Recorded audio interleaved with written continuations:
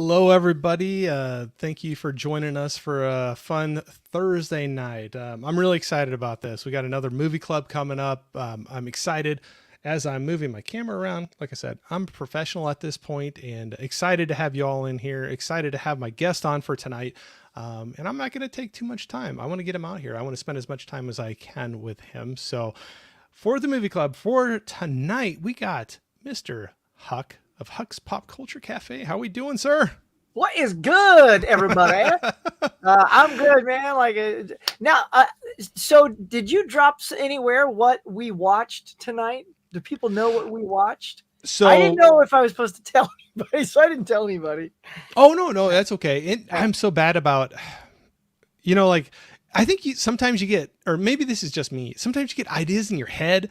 And when you speak them out to people, sometimes not all the information translates in so it was totally fine to give it out. I did throw it out in an Instagram post, and I think I put it in the description of the video here for tonight.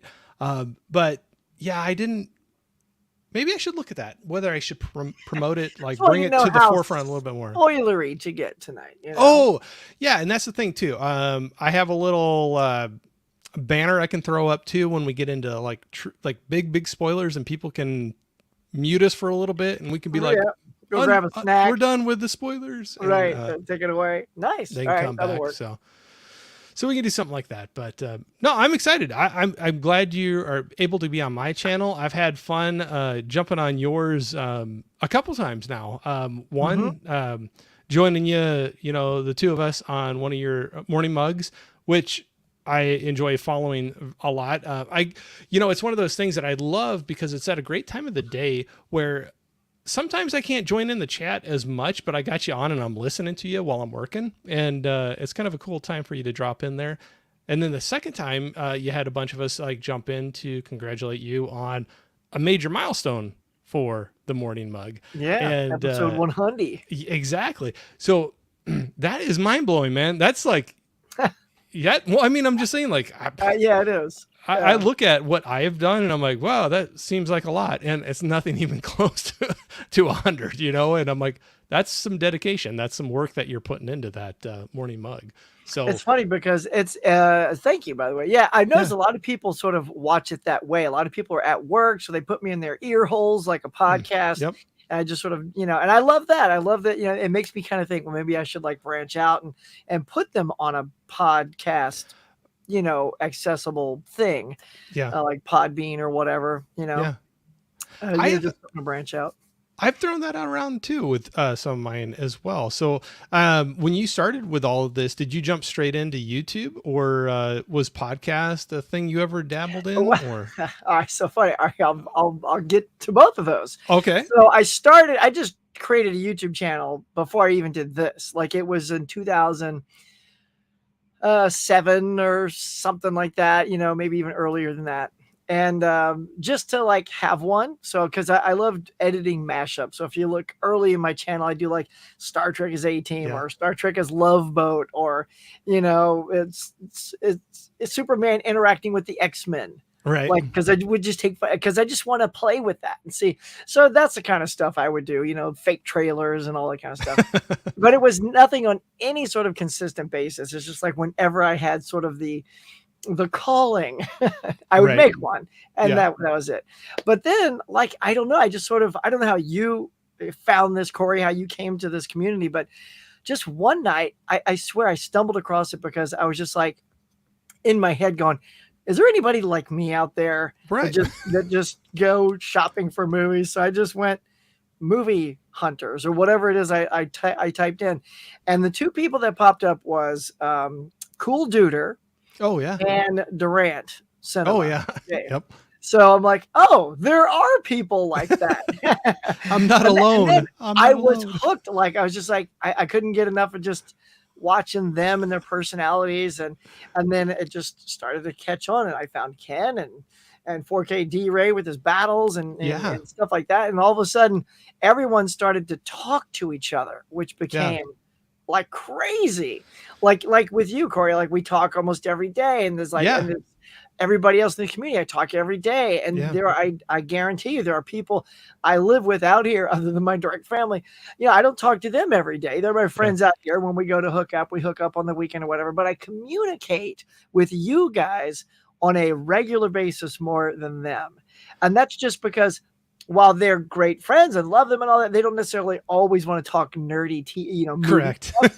That's just not, that's why we have each other, because we like this. And so because of that, we talk a lot. It's a gas to say everybody doing conversations and sharing stuff. And and so that's when I said, okay, you know what? I cannot believe someone like I came out here to act and all this stuff and do stand up.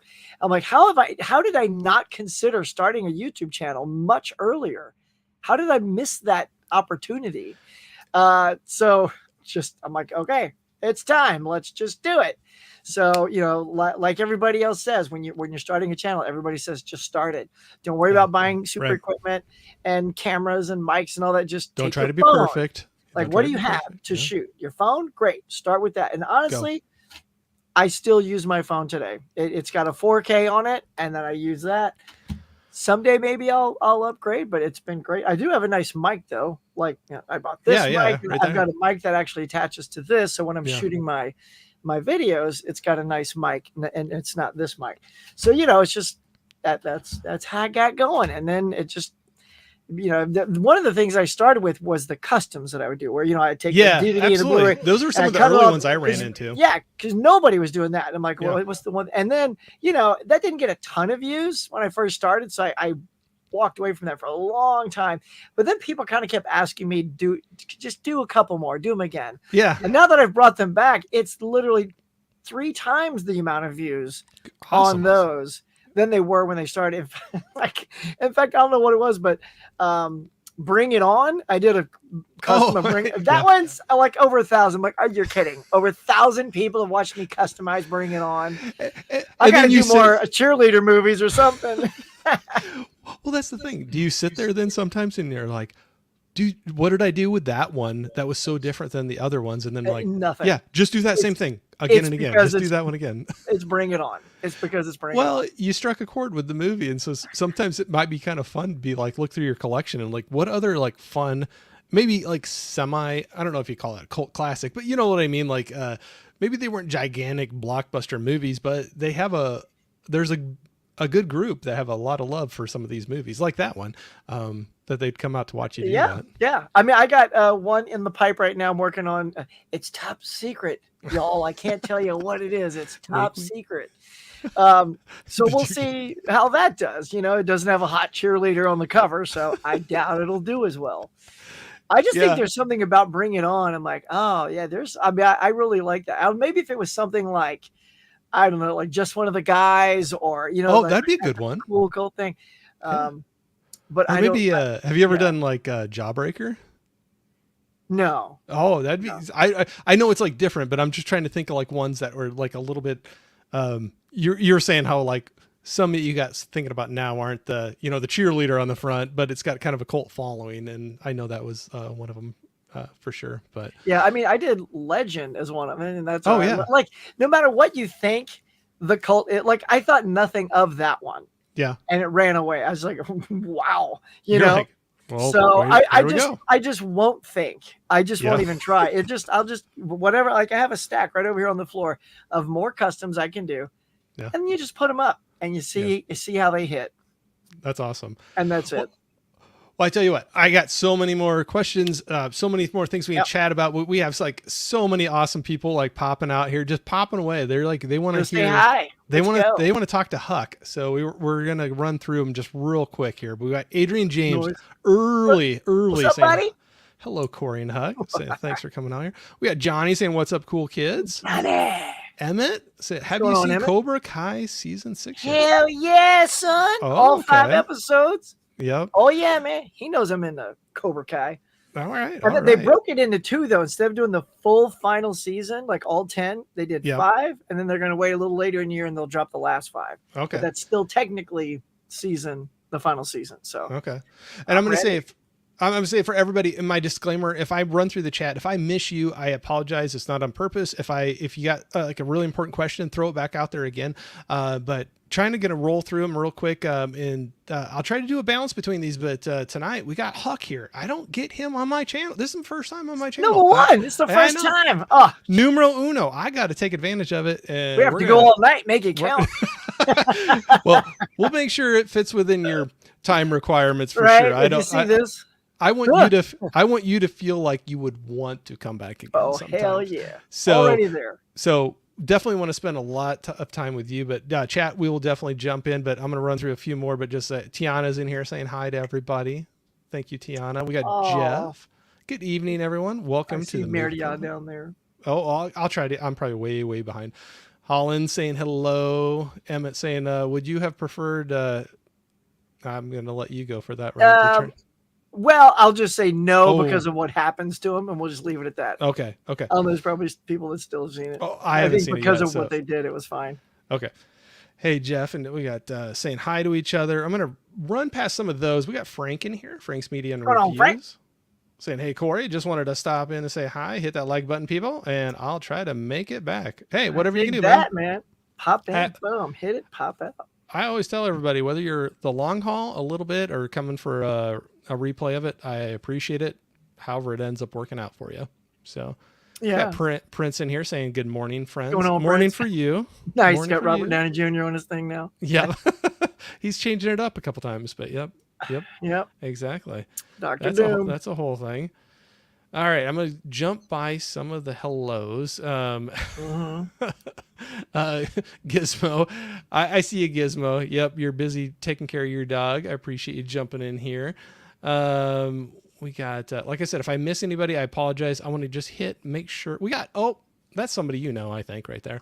Hello, darling. That's the wife. For those who don't know, everybody here knows that's me, darling. Yep. I appreciate the support coming in here saying hi. I love seeing it. Magic Hands in here saying, what's up, everyone? All right. Running. Holland. I might have missed his, but Larry saying, Wilk and Huckster, good evening. Always good to see you, sir. Okay. So we'll get into this. Prince was saying, so Corey, I promise I got your back. Mr. Huckster, when did the Pop Culture Cafe open? How did you come up with your YouTube persona? Tell us the origin, pretty please. Pretty please. Do you want to go on that now? Sure, I'll put a pin in it and let you go. Okay, yeah, put that star on there. It was about 3.5 years ago is when I started officially doing this, pretty much to piggyback on what Corey and I were saying, like what made me start. And so once all those things, tickled my fancy in January of, subtract 3.5 years from here, was about, I guess, 2020, I guess that is, like around January 18th, like the beginning of the year is when it started. And the persona is me. That's actually why I wanted to start it, because I saw everybody kind of like doing their own thing and everyone's got a certain personality. I know I have this. So I'm like, let's put this out there, and I'm sure it's going to scare some people. But, Well, apparently it didn't scare a lot of people because you got a great following, and definitely it's great to see it. So I've enjoyed being able to join in on, just even the chats on your streams. I appreciate, I've said this when, like we said, we hit your century mark on the Morning Mug and got to jump on just for a little bit and just say, congrats to you. But what I said on that day, I truly mean that. I appreciate the positive, just the energy that you bring to your streams. You just like bring it every single time. And I know some days, believe me, I know every single person has those days where it's just like, but I've seen you like jumping out on those morning streams where you're just like, guys, I've been so sick. My voice is about gone. I'll go as long as I can. And you still do it. And, I appreciate you're putting the effort into it, and I appreciate how positive you are. And that's something that we can, we always can use more of. So I appreciate it. Oh, thank you very much. Yeah. That's what I try to do is keep it that way. As it's funny, Corey, because there's so much, if you look at a lot of the clickbait so much clickbait. Mm-hmm. It's negative stuff. Why Right. does this thing suck? I Right. don't know. Let's click on that and find out. Yeah. Right. What the F happened to this movie? I don't know. Yeah. Click on Yeah. that. What did And then happen? half the time they're talking good about it. I'm like, well, now I'm kind of disappointed in you because you didn't even stick to it. Or, or people put thumbnails up that aren't even affiliated with the thing they're talking about. And I'm like, now I'm irritated with you, and I Yeah. don't ever want to do that on mine. Like, I don't want to misrepresent any video when you click on it. Like Holland said earlier, dartboard box sets, because that's the video I just put up recently. We're just, because everyone's been making fun of the new Paramount Scares box, looking like they just hit it with a dartboard. And I think you hit it on the So, nose. That was a funny little spin you put on that. I thought it was a fun I don't video. know. It was fun. I just felt like doing that because everything, I just kept doing the normal stuff. I'm like, I need to do Yeah. something different today. And Yeah. that's what it was. Yeah. Have fun with it. So. You just roll with it and have fun. But for sure. Hitting some of the, Gizmo was saying, Prince, ask Corey James Bond questions. He is deep into our James Bond stream coming up tomorrow night. Is it tomorrow night? I don't think so. We'll be going through all the Bond films. And after that 62-hour stream, we'll talk about Lord of the Rings. Yeah, I don't think I agreed to that. Did you not get the memo? No, I didn't. I don't think I agreed to that one. But hey, are you a big James Bond fan? I do like James Bond. Yeah. So I have talked about that with Gizmo when he throws that out there. Cause he said one time he was like, we got talking back and forth about James Bond movies and like what ones we saw first and really enjoyed. And he's like, we should do a stream, like going through all of them. And I'm like, you need to give me like a 6-month warning. Cause I would need to like probably go and watch through those again. And there's a lot of James Bond 007 movies. So, yeah, do you remember your first Bond? What was your first one you saw? Well, I got a couple of answers to that because Bond has been like a big part of my life. I love Bond. I got the whole box set and everything. So for me, there were two different Bonds growing up. There was the TV Bond because when I grew up, TBS would always show the Sean Connery movies, right? Yep. Right. And it was like the week-long James Bond, and I would love that week, man. I would pop down. And, let's go. Yeah. And it'd be like, You Only Live Twice and Goldfinger and Dr. No and all that stuff. Love that. So that was my first introduction. Now, as to which one first, I don't know, but certainly Goldfinger is the one that pops into my head because it's of the Connerys, top. It's like one of the best. Oh, it's classic. So he was my TV Bond, and then Roger Moore was my movie Bond. Yep. So the first one I saw in the theater was The Spy Who Loved Me, right, in the 70s. Yeah. So and so I loved that. So Moore was in the movies, Connery was on TV, and then the rest just came. I just carried on through all the other people. That's also I got to see George Lazenby's On Her Majesty's Secret Service is also on television. Yeah, absolutely. Yeah. My first one ever was Moonraker with Moore. So nice. That's like mine. And I know people pan that sometimes, but that to me, it's just pure nostalgia. So I can go back and watch that and see Jaws, like fighting through cables and stuff. Dude, that's the best. And look, you get the clink, here's to us, one line that Jaws speaks. Yep. No, Moonraker's fun.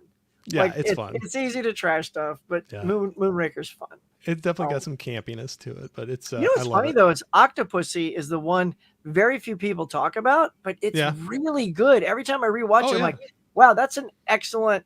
It's just got an odd title for people to say out loud. Can you imagine going to the ticket with one for Octopus? Is it okay, Dad? Pussy, then here's your ticket, and then ticket lady says, "Why did you pause between those words?" I'll take the Bond. I'll take the Bond film, please. Yeah, exactly. For sure. Yeah. All right. I'm going to run through real quick to say hi. Anybody else that popped in, we'll get into some questions here. But we got Movie Hunter saying evening, everyone. Thank you for jumping in here, sir. Saying hi to everybody. Love it. I always love it. We got Mika in here saying, hey, everyone. What up, Mika? Hey, girl. Always appreciate you jumping in for sure. Okay. Running through really quickly. I just want to make sure. I want to say hi to everybody that's been here. This is the one that probably was a long time going. I was just going to say goodnight to Maryam. She's already gone to bed. Thank you for being one of my supporters. I know she's a diehard. Like I said, when you get some people like that are willing to tune in some crazy hours for where they live, that's some commitment. That's awesome. See, this is what I love doing. So every time somebody tells me they're from a new, I've shown this off. So I have her Helsinki right there, 4:23 a.m. So that's what time it is for her. Get some sleep. Now. So, but girl, we appreciate you. We appreciate to bed. I see her jumping in your morning mugs a lot. So. Oh yeah, she's terrific for sure. Okay. We got like I said, if I miss anybody, I apologize. I'm running through real quick, but Texas is in here saying, hey, everyone. What's up, Texas? Texas, what's up? Got a guy in here saying 21 watching, only 10 likes. Let's get us to 20 for my Huck. Let's go. Hey, Corey, LOL. That's all right. But no, I appreciate it. Appreciate it very much. All right. Running through. I just, at the very least, I don't want to miss somebody that's jumped in. Like this right here. We got Jane Doe Latte. Mom, how we doing?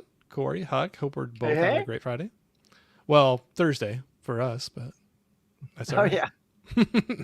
I always forget my days. Have you ever had that where you woke up in the morning and you thought it was a day later in the week and you're like, oh, I'm almost done with the week. And then you have that disappointing moment where it sets in what day it actually is. But totally.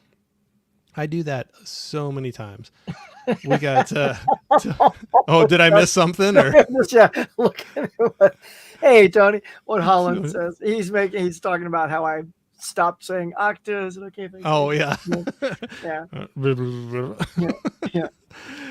But Tony, thanks for jumping in. I know you got to turn in early tonight. You got an early morning, but 7, 8, 9:30. Yeah. Yep. Thanks for right there, pausing the swerves. Love you, Holland. Yeah. We got Miss Caveman in here as well, saying evening, everyone. So thanks for joining in. Well, what do we got there?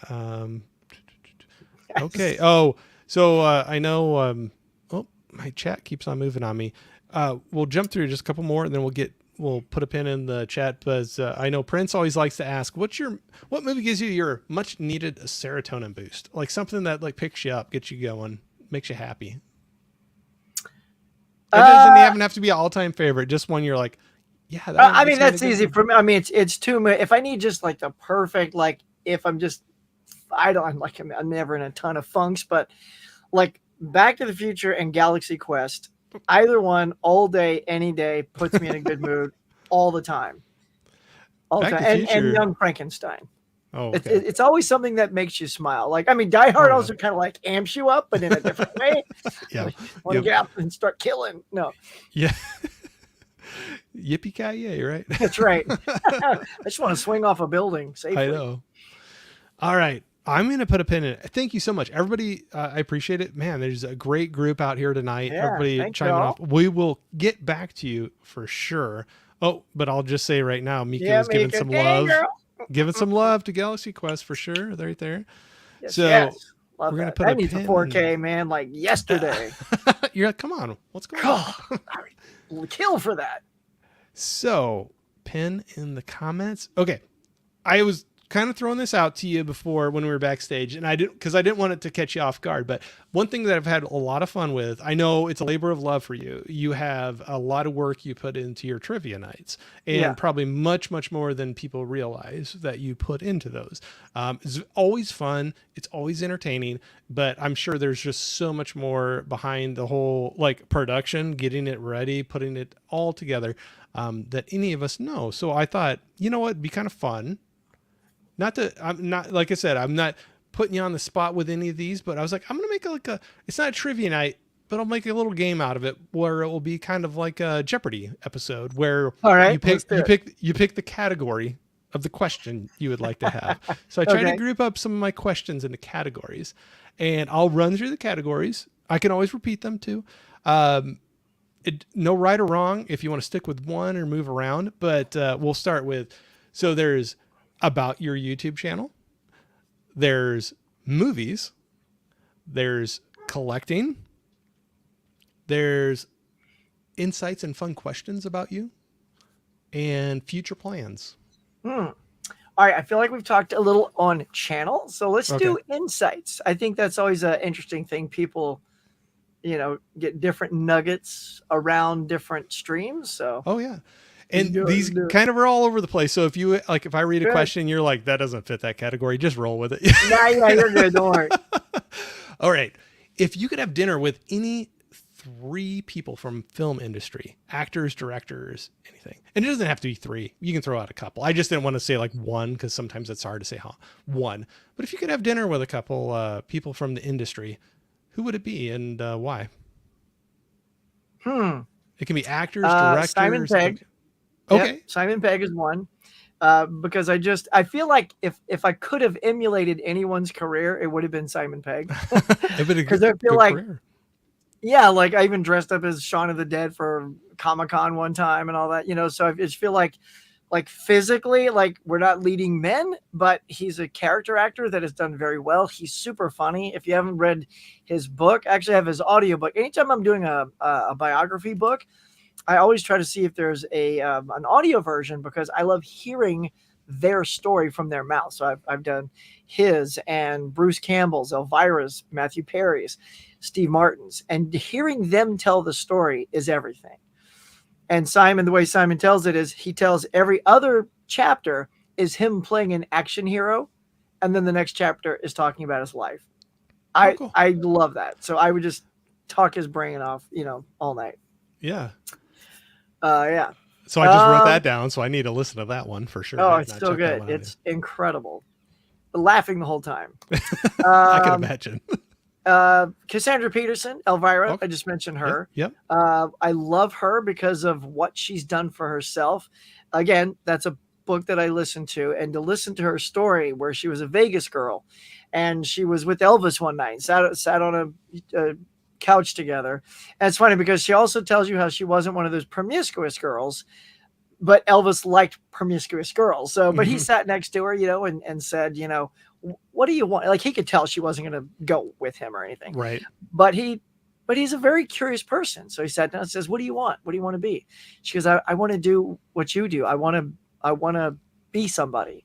And he gave her the advice. He said, pack up your bags, get out of here, get out of Vegas, go to Hollywood and do it, join some things. And that's where she took his advice.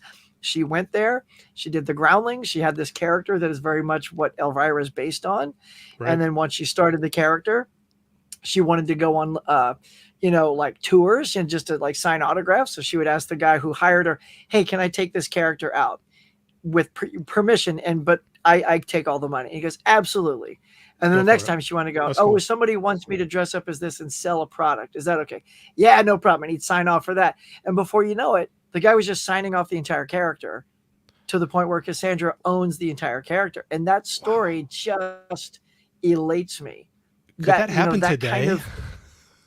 I doubt it. I doubt it. I mean, anything. Wow. Well, especially when you have stories like her that exist.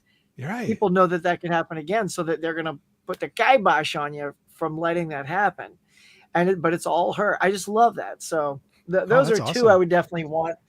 And then to pick a director, I don't know. I think I'd be way too intimidated to pick like Spielberg.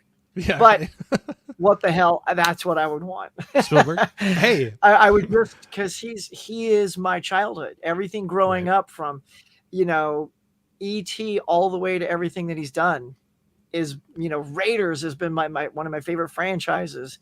And then, even like Hook and Saving Private Ryan and things like that. I would just, his filmography is my childhood and adulthood. So, yeah, and he's been. I don't know how well I would get the words out, but yeah.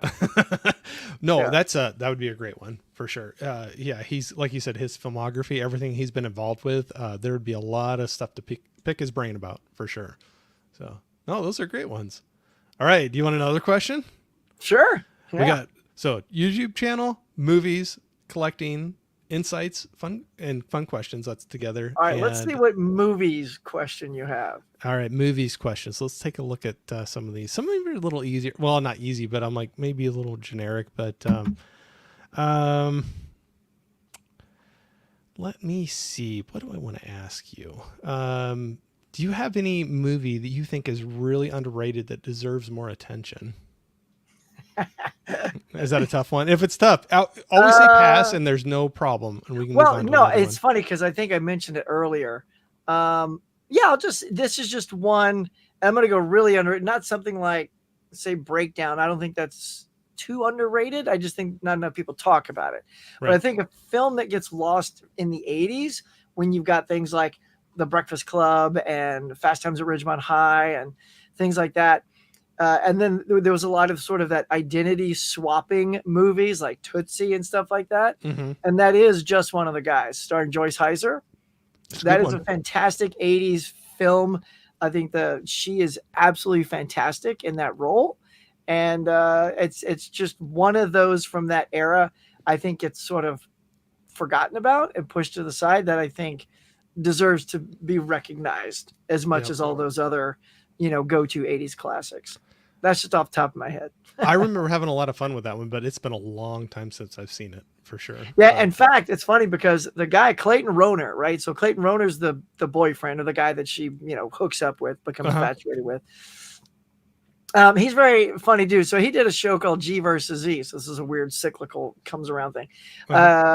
G versus E. It was on, was it the Sci-Fi Channel? I think it was on the Sci-Fi Channel.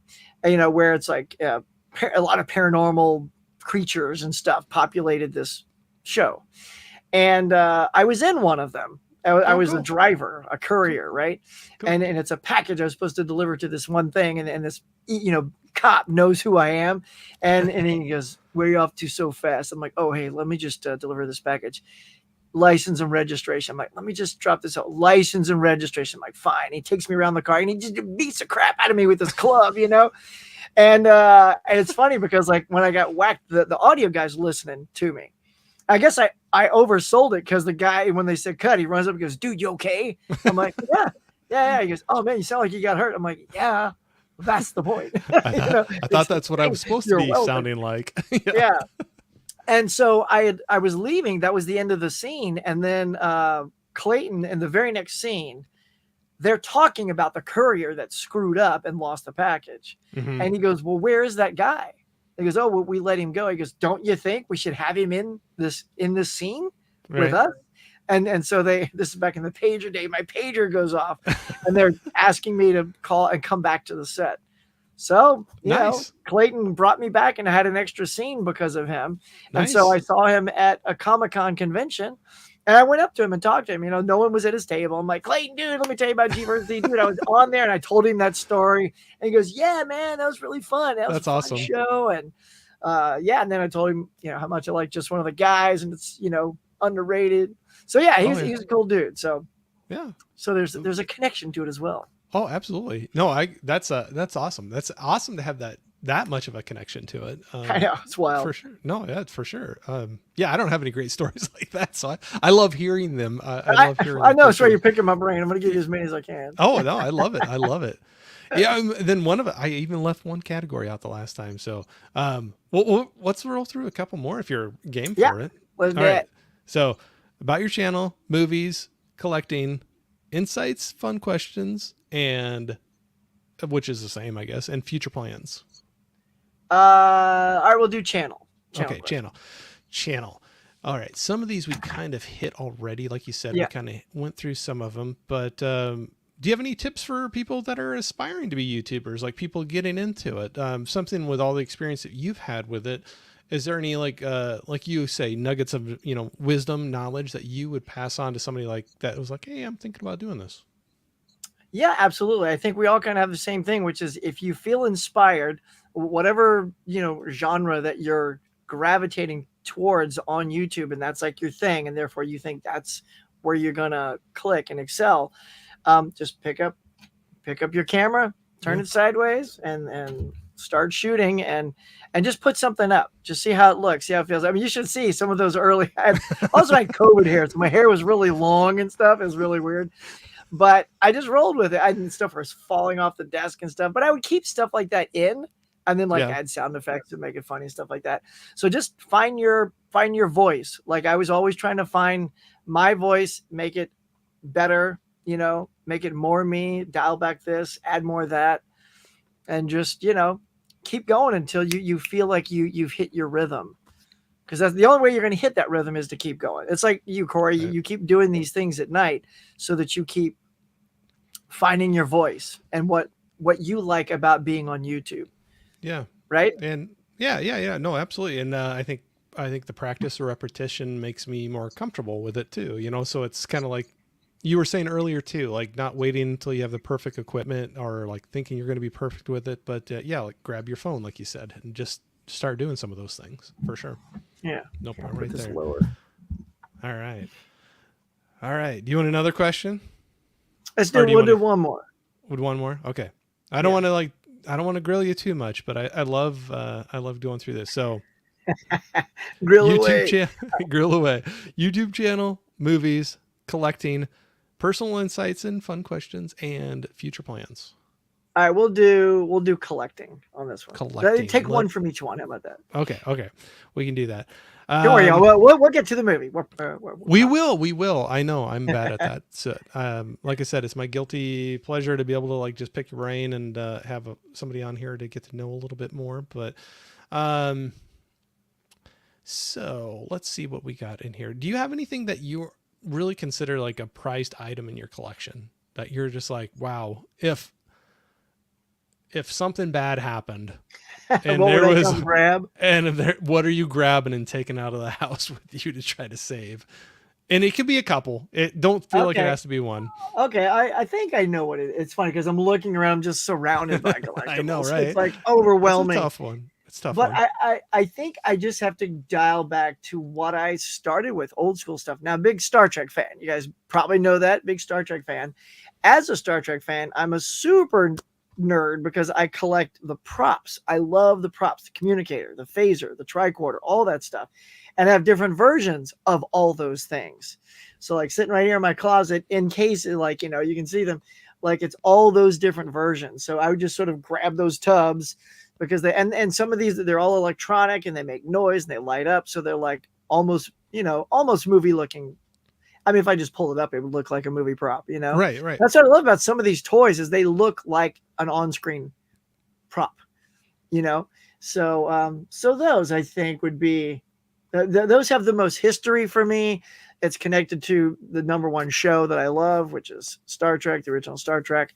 Yeah. So probably those things. Yeah. No, very good. Yeah. Why not?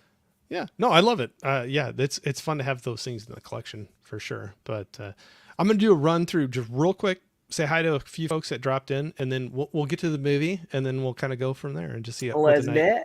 But we'll saying hi to Patrick here, saying have Cheetah will view, saying hi to coming in here. You're taking in a tussle. Yeah, right.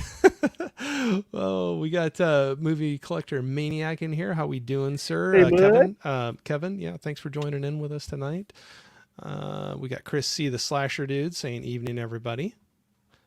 All right, let's see here. This is some new name. Like some of the names I don't think I've seen over on my channel, man. So okay, I'd love for some of y'all to pop over and sub up to the Huckster. That's a good thing to just mention right now. So Huck is definitely an awesome guy to follow. Like I said earlier, love his positive energy, his fun that he has with his videos and his live streams. So in the description of this video, I have links to his YouTube and Instagram pages. Yep. I just make sure I had the Instagram too, but before I lied. But yes, I have both of those in there. So yeah, definitely. If you're not following Huck, it doesn't cost you anything. Just hit sub, hit the bell, check out some of his stuff, and you're not out anything. You might end up finding your next favorite channel. So definitely out there. There you go. Check them out. So that's what I would say. It's sometimes even really, like whatever size you are on YouTube, like there's so much out there that sometimes it's hard to run across everybody. And so something like this, where you're just like, oh, I haven't seen their channel before, like go out there, just sub, follow a couple videos, our live streams, check them out and see if it's your thing or not. Yeah, I find new people to sub up to almost weekly. Like sometimes people just leave a comment and it'll be such a nice comment and I've never seen the name. I'm like, right. Oh, cool.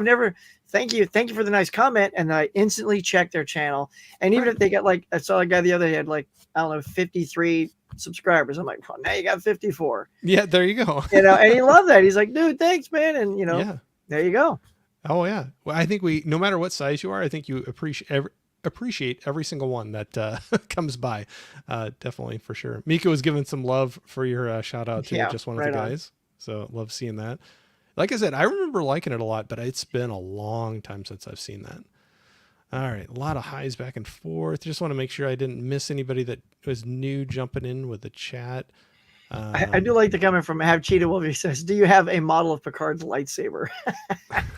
Are you combining genres, sir?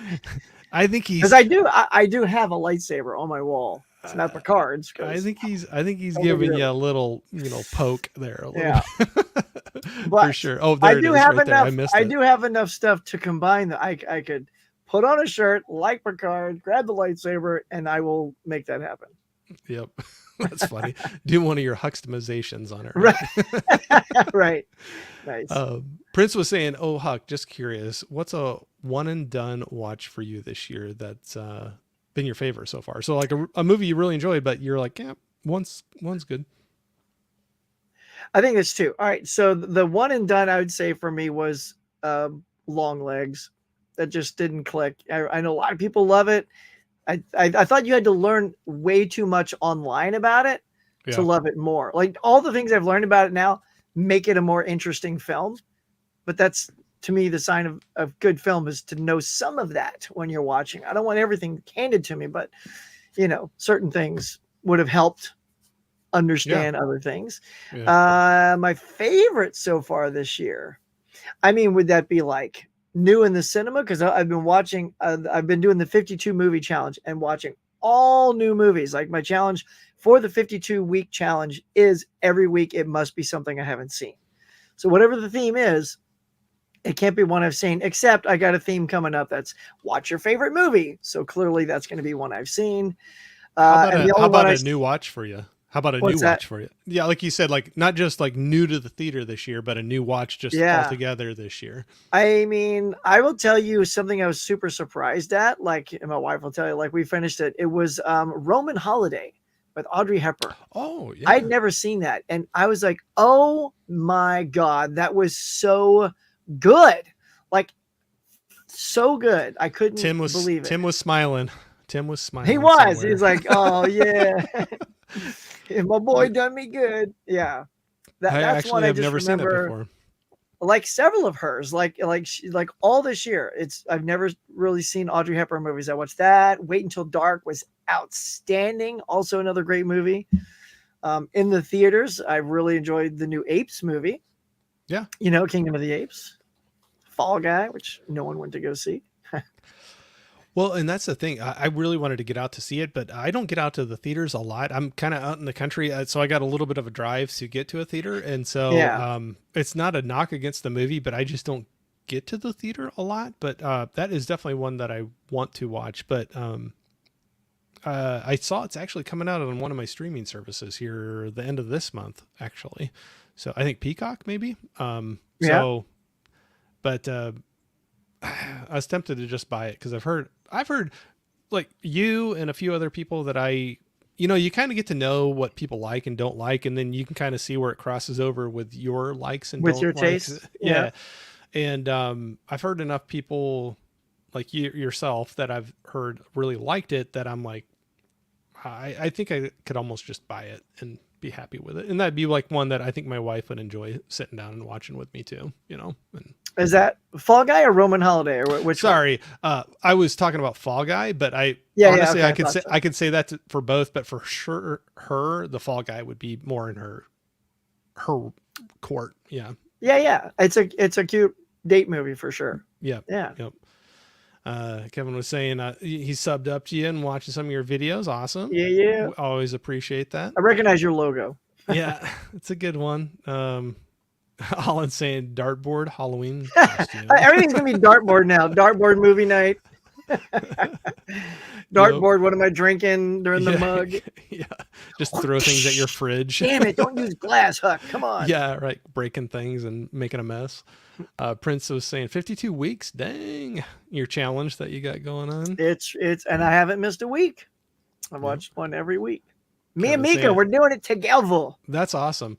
And saying a little shout out for Audrey there. Yeah, saying she's lovely for sure. I bought that book.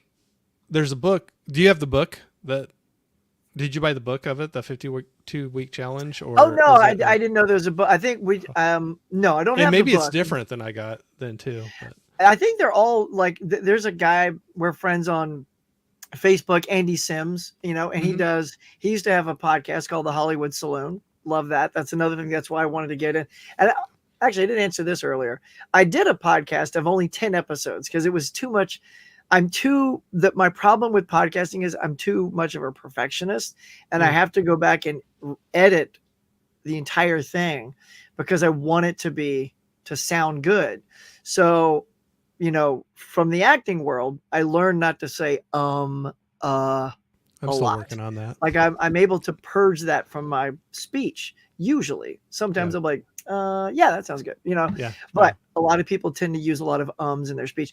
So my partner used ums a lot, and I wanted to take a lot of those out. So I would spend hours editing, making that smooth, or if we talked over each other but then picked the thing back up, I'd edit that. So you know what I mean? It's just like it's hard for me just to roll it, done, post it. Like I just have to, and that's why I do the morning show, because it's done.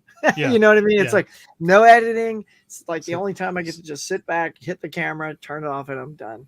Sit down, have fun, and then Or don't like worry this about it Tuesday, when it's forget done. to turn the camera off, and it keeps rolling, and I get up and leave the room. Caveman calls me and says, "Huck, your camera's still." I'm like, "What?" So I think I trimmed it off. So yeah. Oh no, that's all right. But like you said, the ums and uhs, I know I'm still guilty of that a lot, but I'm getting better. But that's what we were talking about, doing this more and more, and the repetition that you do. I'm definitely better than what I was on video or live stream number 1. I know I still got a ways to go on that, but that's where you work at this. You keep on, and maybe sometimes just pausing and thinking instead of doing the filler words, while you're thinking about it. So now that I said that, I'll say and like 20 more times here before, let's keep before going. the next. No, the next thing. Did somebody say breakfast at Tiffany's? Or how about mention Audrey Hepburn and Tim will come Tim running. goes right. He's like, what? What? Turns his camera on. My ears are itching for sure. I just said really loud right there. Okay. I do Dollar Theater every week. I review a movie, and I have gotten for under $1.25. Cool. That's awesome. That's awesome. That's cool. That could be torture sometimes, right, dude? Like, I wonder how, because they're not all winners. Yeah, right. For sure. Holland. I know. Like literally, I was just talking about that, and I did the longest I could possibly do right before. And it happens. It happens. Oh well. What was that Never before? Oh, yeah, Steve says he's subbed. Oh yeah. Oh yeah, missed the lives.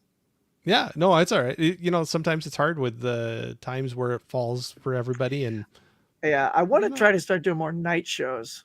Yeah. But so I know that was something that you'd mentioned. You had a video about that, or a post or something a while back, where you were saying you were kind of throwing out some ideas of some night shows. Yeah, and it was also like when I was doing like a channel update on one of the morning mugs. I was like, something like one of your questions was, things about your channel. Right. I would say that that's one of them. Is to try to do more night shows that aren't necessarily the Collectors Club. Because that's its own thing. Right. But just turning it on and I do have a few that are coming up. So I got to look for very specific people for the one I've got planned, which I'll talk to you about off this because it's going to be cool. Okay, cool. And it's also a spinoff from the podcast that I did. So the friend I did it with, I told him, I'm like, dude, I'm going to look at all 10 of those and see if I can turn at least half of those into a nighttime stream. Nice. And one is absolutely piece of cake to do that. Awesome. Hey, that's even better, right? Right. Yeah. But we got a couple more jumping in here. We got Bacon from Park and Sip. Yeah. Corey, what's up, my boy? What's up, Huck? Thank you for joining in, sir. He's another Cali guy for you over there. Oh, you're over here? Sweet, man. Yep. West Coast, best coast, right? Or is that what they say? I've never heard that, but I like it. Okay. You can go for it. Right. We got, and I said again. Now I'm going to notice it every time I say it. No, the no, rest of the yeah, stream. just block it out. Sorry I said anything. No, I've said it to myself many times, but no, I've stumbled across some turkeys. Yeah, some not so good movies, probably when you were talking about some of those. But we got Rob Romano, Lost Boy, in here What's going on, saying, Rob? "Evening, gentlemen, all you fine folks in the chat. Thank you, sir." Saying hi to everybody. All right, we got Bob. Oop. You know what? The chat moves. I'm like clicking on something, and it Yeah, that's happened before too. It's when they're feverish to talk to you. I know, What's going right? on, Bob? We got Bob's Blu-rays in here saying Corey, Huck, Nikki, Guy, Steve, and everyone else. Thanks, buddy. Yeah, Blu-ray Bob. Yeah, we love you, buddy. We love you. Everybody saying hi to each other. Okay. Dang, my tea's watered down. Oh wow, I know That's how much we're talking. I know, right? My Diet Pepsi's getting watered down. I might have to take a sip here too. Do it. Okay. We've hit some of the chat. We've hit some questions. We were talking about a movie possibly for a minute amount of our stream tonight. That's right. But we were throwing out, you had, it was one of your Criterion sale pickups for this recent sale, correct? Absolutely. Yeah. So when we were talking about what to watch, I like to try to watch things that I just bought so it doesn't just sit on the shelf wrapped. Right. And here we go. Hold it up. We got you 39 steps. This is one of the three. I only bought 3 during the sale because, I thought work was going to start kicking in, so I had to pull back. Right. Yeah. So we watched Hitchcock's 39 Steps. Mm-hmm. For sure. And it's one of his, well, I mean, I'm not saying like his earliest, but it's an earlier part of his career. Very much so. Yes, 1935. So the set, do you have the box set? Of his on Blu-rays? Here, say a lot and talk to people while I get it. I have 2 of the 4K box sets that came out, the first 2 versions, if that's what you're speaking of, but I don't have the box set that you're talking about that has this in it. So yeah, I got the 4Ks up there too, but this is when it all started. This is when the sickness began. That's a great set too. I bought this, I mean, super duper sale too. It was like, I don't know, $30 or some just unbelievable price when, on Amazon Prime Day or something. And he is absolutely a hole in my filmography of watching movies. And so I just, so the earliest one in here, I love how they got the years over here. So 1942 is the earliest that I've started watching him, but I didn't watch these in any sort of order. I just was like, okay, I need to fall in love with Hitchcock. So what's one of these that I've heard all about that, other than Psycho, because that's the one I'd seen. And it was this one. It was North by Northwest. Oh, nice. Yeah.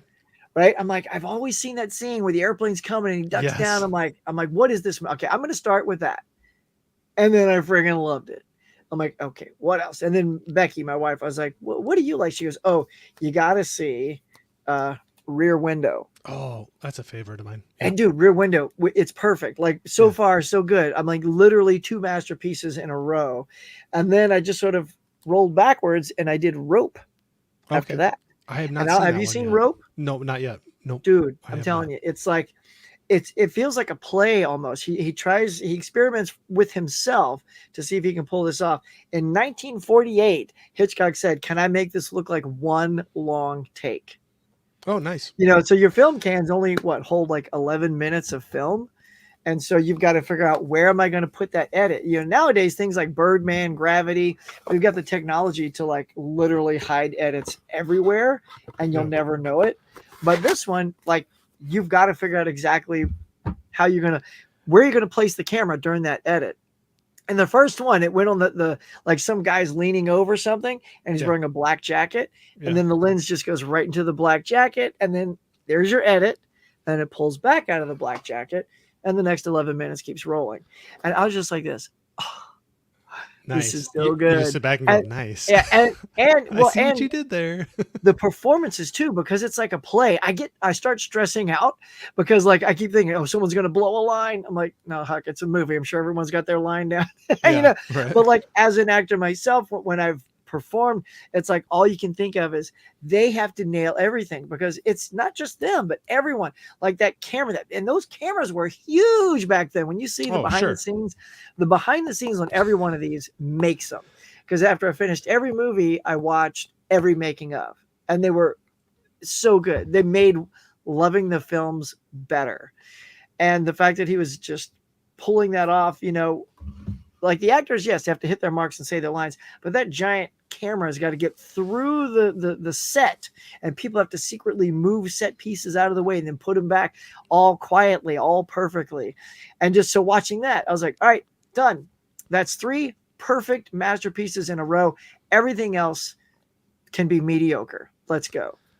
He definitely, I'm going to say, like, through some of the movies, and this one tonight we're going to talk about too, I could see him experimenting with camera angles and shots, and he definitely experimented, I guess, and like tried new things out and different perspectives. But I know this is a side tangent.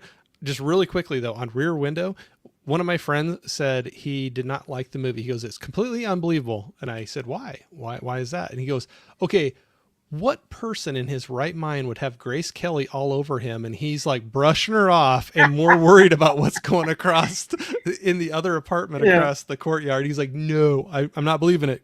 Grace Kelly's there, like throwing." I like how herself that's at the you. reason, not the story itself, but the fact that Grace Kelly's in there. Yep. But yeah, that's another thing too. Is I didn't know much about her, and I was like, oh my god, I see why people love her. Oh yeah. Like just as much as Marilyn. Like watching her, I was like, oh, I get it. Yep. I get it. And then I watched To Catch a Thief. I'm like, yes, That's a good. Yeah. she's great. Yep. Yeah. She was Hollywood royalty, and then turned into royalty in real life. And I know, then, right? had kind of a tragic, end of her life though too. But just Yeah. lovely actress for sure. Oh, terrific. Definitely like that. But with this movie, I know that I wasn't too familiar with the cast on this one. I don't know if you were at all. Oh yeah, no, not at all. Like I mean, like I kind of feel like I'd heard, the names before. Like Robert Donat and Madeline Carroll. Yes. So, but looking at their faces, I'm like, nah, they're not ringing a bell. Like if he used them in one of these other films that I watched, I don't remember what role he or she played. Yeah, I did not recognize them. But yeah, although Robert Donat looks like a guy from the 30s that was in like a lot of Universal horror movies. He's got that kind of look and that little stash. I mean, it's like I could just see him playing in a lot of these 30s, early 40s kind of movies. Well, and I heard a similar thing too. I started looking up some more stuff about this movie because I honestly hadn't heard of it before this. And when you threw it out there, I was like, man, Alfred Hitchcock early on. I was like, I want to dig into this a little bit more. And it was kind of funny, some of the stuff that I was running into and what they were comparing it to. And one of them that well, here, actually, before you compare, let's Yeah. give everybody like a taste of what this is. So it's basically this guy in London. He's they're at this play at the beginning, and the guy that's on stage has this impeccable memory. Anything you've told him, he will memorize. And once he purges it, he feels like his brain has some space, And then there's these guys at the bar off to the side that are kind of drunk, and they're like, "Oh, what do you know about this?" And the cops try to come in and break it up, and then there's a gunfire, which is interesting because I thought it was him, but you learn. Right. It's the girl. There's a girl that's got the gun because she's actually a spy. And she does it to sort of get the crowd like snapping out of their distract, yelling everybody at each other so that they can like get out, because the cops starting to come in and they sneak out. And then basically she goes back to his place and then starts telling him like so I don't know what you think of this, but she starts telling him the story about what she's got to go accomplish. Like sharing way too much, I thought. I mean, right off the bat. Sharing way too much. and why was she sharing? Did she think that her life was in danger? Yeah. And I think she frozen. Oh, might have there. You're good now, I think. Yeah, there it is. Okay. Here's some crackling. So. Oh yeah. You never know. Internet connections on both sides. You never know where something fun's happening, right? Or can you hear me? Yeah. I can hear you. How But are we out there? Oh, yeah. We sound okay, y'all? Everybody out there? Let us know. So yeah, anyway, so they're together, and she's telling him a lot, right? Which is kind mhm, of like the springboard of the story. right, And then, I mean, not to give too much away, but like, so it starts with the whole story is an innocent man wrongly convicted of a murder. So she's dead in the morning, right? With the very knife that he was carving bread with the night before. right. And so you just kind of wonder, well, who came in and did that and didn't kill him? See, I thought that too. But there's a reason, is because they wanted him to be the scapegoat so that everything would just focus on this guy. So there'd be no investigation. It's clear it's this guy. It's in his place. It's got the knife that he used the night before, fingerprints on it. And then it just goes from there. And it's fascinating. Anyway, just want to give you a little tee up to the story. So sorry Yes. where you were going. No, no, I'm glad you did that. Like I said, I'm kind of all over the place, so I appreciate you jumping in and doing that because yes, it's great to lay some groundwork for that. And that was one thing I thought about too, is I kind of wonder if this is one of the. I mean, there could have been ones earlier than this, but it's kind of a classic story of like a wrongly accused person going on the run, trying to prove their innocence, and there's a bigger conspiracy going on around them. I know it's not I know it's completely different stories. Not, but for some reason I like started thinking of like The Fugitive with Harrison Ford. Oh yeah, yeah, sure, You yeah. you know, I like, mean, it's in that same ilk for sure. yeah, there's like murder. It kind of gets pinned on him. He's innocent, but he goes on the run trying to prove his innocence. And there's a bigger conspiracy that's going on around them. And I'm like, yeah, I kind of wonder if this is a movie that kind of gave some inspiration for a lot of movies down the road. And, like Fugitive. But definitely was a very good one. But somebody I won't take credit for coming up with this one, but a movie I do have in my collection from Criterion that I watched and I enjoyed quite a bit. But they were comparing, this was about a year after a big hit that had come out that's called It Happened One Night with Clark Gable and Claudette Colbert. And they were making a lot of comparisons between the two. They said very different story, both have kind of a love interest story going on in it. It Happened One Night went more the rom-com type of direction, and this one went more suspenseful, espionage type of Hmm. uh, Which Hitch angle with loves. it. I mean, that's like Yeah, his hook. absolutely, I mean, absolutely, he loves that kind of suspenseful twists and stuff like that. yeah. But one thing I didn't notice though is Clark Gable and Claudette Colbert had very similar looks to Robert Donat, or however you say that. I'm Yeah, sorry if I'm butchering the last name, and yeah, Madeline Carroll. Very similar looks, and they're like, well, maybe he leaned into that a little bit, with the looks of that, but he definitely took it his own direction for sure. yeah. Yeah, and the reason I wanted to dive onto that is because I felt like I had such a good success with this whole box set, plus things like Lifeboat and other Hitchcock films that Catch a Thief.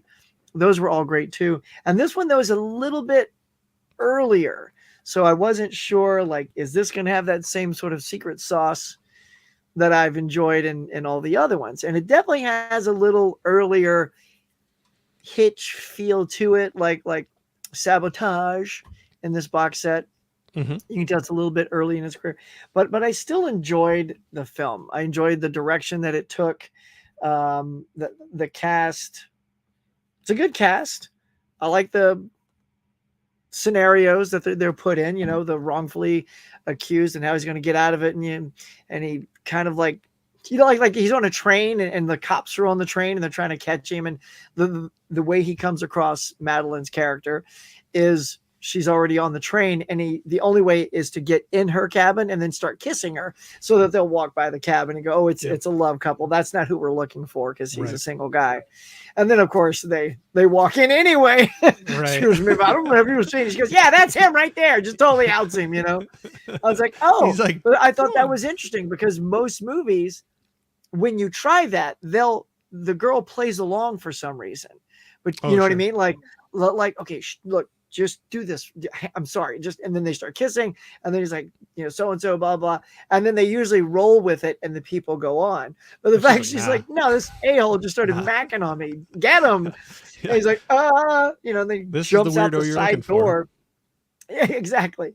So he goes out the side door where the train is literally outside, and he's like grabbing the doors and goes into another cabin. I was like, Yeah. all right, cool. Yeah. It's No, a- it's definitely interesting to watch them together throughout the movie. And like I said, it's kind of one of those storylines of distrust and even fear, like at first, but their relationship develops throughout the film. And some of his, some of the things he's trying to say would seem really outlandish to you, like big stories or lies. But as she starts seeing some of the truth kind of unravel, just kind of where their relationship goes throughout the movie was, I thought, interesting with it. That made me think of, I know it wasn't that scene, but with the train, when we were talking about with Hitchcock, I thought I saw some really early him trying out some different shots and camera angles throughout this movie. Oh yeah, And I could see where at the time, 35 or what was this movie? 35. 1935? Yeah. Yeah, Where it probably was pretty, maybe it's like us seeing The Matrix and the bullet time, where they're doing that whole thing, where there was just some different angles that he took that were very interesting. Because like a few of them that I wrote down, like right off the bat, the movie, the way it starts out, he's doing like a low angle where you see the feet and just up to maybe like midsection of people as they're walking into that playhouse or whatever you want to call it. And you don't really see people as our main character is going in there. I thought it was kind of interesting doing that. And then he finally takes his seat and it kind of pans up, and then you start seeing people's faces and individuals. But for a while, it's just like midsection down as you're following him into this theater. I thought that was really interesting.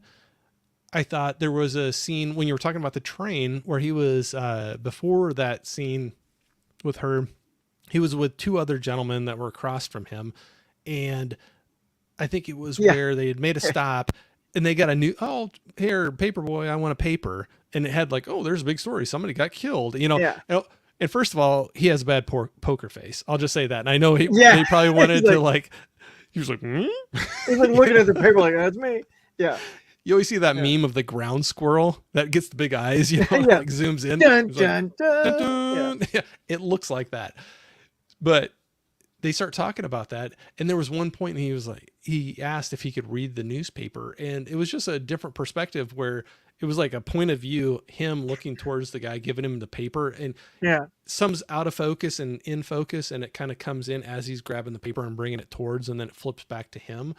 And like some of those, maybe now I didn't think about it much at first, but I actually watched this movie twice. I went back and, oh, did you?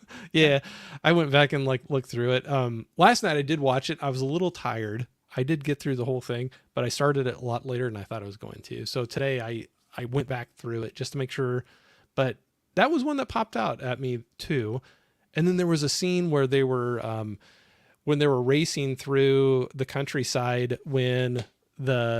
at the time they said they were the cops that arrested. Oh yeah. Had both of them in the back. There was some of these like passing scenes where it was reminding me kind of like today where they like go through the windshield and come out the back. Oh dude, that was incredible. That was like very advanced. It reminded me of, I know exactly what you're saying. It's like in War of the Worlds, right? Yes. Spielberg is inside the car with Tom Cruise and them, and then suddenly the camera comes out of the car, sees it again, and then he goes back inside the car. So obviously not that good, but it was inside the car with these people. And then just like Rope, right? Like, which came after this, he takes the camera outside the car and he pushes it very close to the tarp of the car because it's, got a rag top. And then there's an edit there because now the camera's outside, and then they pull really far back as the camera drives away because it's on like a crane or a car or something like that. And I'm like, oh, nice. Yeah, that's man. That's what that I was thought good stuff. Yeah, right. And for 1935, that's what I would love to go back and see. I'd be interested when you get to dig into some of the extra features on that Criterion, if they go into any of those filming techniques that they do with that, because for that day and age, I would love to see how they pulled that shot off. But definitely, I thought that was cool and very, I think, advanced for the time. And you could definitely see that he was trying things out. And I think he does that in a lot of his movies, Yeah. different angles, different perspectives, and working with some of those. But I It's love funny that that you you caught say that too. it's funny that you say angles too, because the first thing I noticed, speaking of like the low angle at the feet, but just something as simple as the box office where he was getting the ticket from somebody. Yes. It wasn't a straight on shot of the woman at the booth handing someone a ticket and they tore. It was cranked like this, Yes. a little off to the side, and then I'm like, why are you doing that? You don't have Yeah. to do that, but it made the shot extremely interesting Yeah. to look at. And that's refreshing. I mean, like the fact that it's just not a straight on thing. It's like, let's do this and turn it and then just show the hand. Yeah. I mean, just little things like that. But and then So and the newspaper too, the thing you were saying, like, it's not just he's holding the newspaper, but over the edge of the newspaper is the guy sitting against the thing. And his yes. eyes are in perfect focus, and he's just Yes. staring like a creep. I'm like, Yeah. does he recognize him? Did he see Yeah. the photo? I think he grabbed the paper way too quick for the guy to know, but Hitch like wants you to guess at everything. Like, does that guy know? I'm like, he can't know. He didn't see the paper. But you said his poker face gives him away. So even if he didn't see the paper, the guy's literally telegraphing, I'm a murderer, or I'm the guy that people think. He's like, something's up. You're nervous. Why are you nervous? Yeah. But no, it's I think where Hitchcock would play with a lot of those things, that he would build the tension. And I think that was part of it, that, you know, our main character, he was just paranoid anyway. He's on the run and he starts, you know, it's just like you're saying, did he see the story? Does he think it's me? Does he recognize me? Did he connect the two? And he's having that little bit of a panic at that moment and kind of trying to hold it together at the same time. But then also with those angles, like you said too, with the ticket booth, I think that's a great thing of a wonderful director, where you can take something that might be a mundane scene and make it interesting with the angle that you take on it. Or it definitely, he played a lot around with a lot of stuff. And well, there's a reason we know his name. Yeah, there's a character trait, and this is just brilliant casting, right? Is one of the character traits of somebody that she's saying, okay, there's the 39 steps. And by the way, we haven't talked about the 39 steps, right. But she goes, there's the 39 steps. And basically it's an organization of people. And she talks about this one guy, and she goes, and this one guy is missing the tip of this finger right here, the tip right there. And I'm like, well, that's interesting. It's because as soon as she said that, I know full well, like, I mean, yes, you've got the invisible man technology, you know, from the 30s, where, you know, they were able to do an impeccable job making him disappear. But that was in the 40s.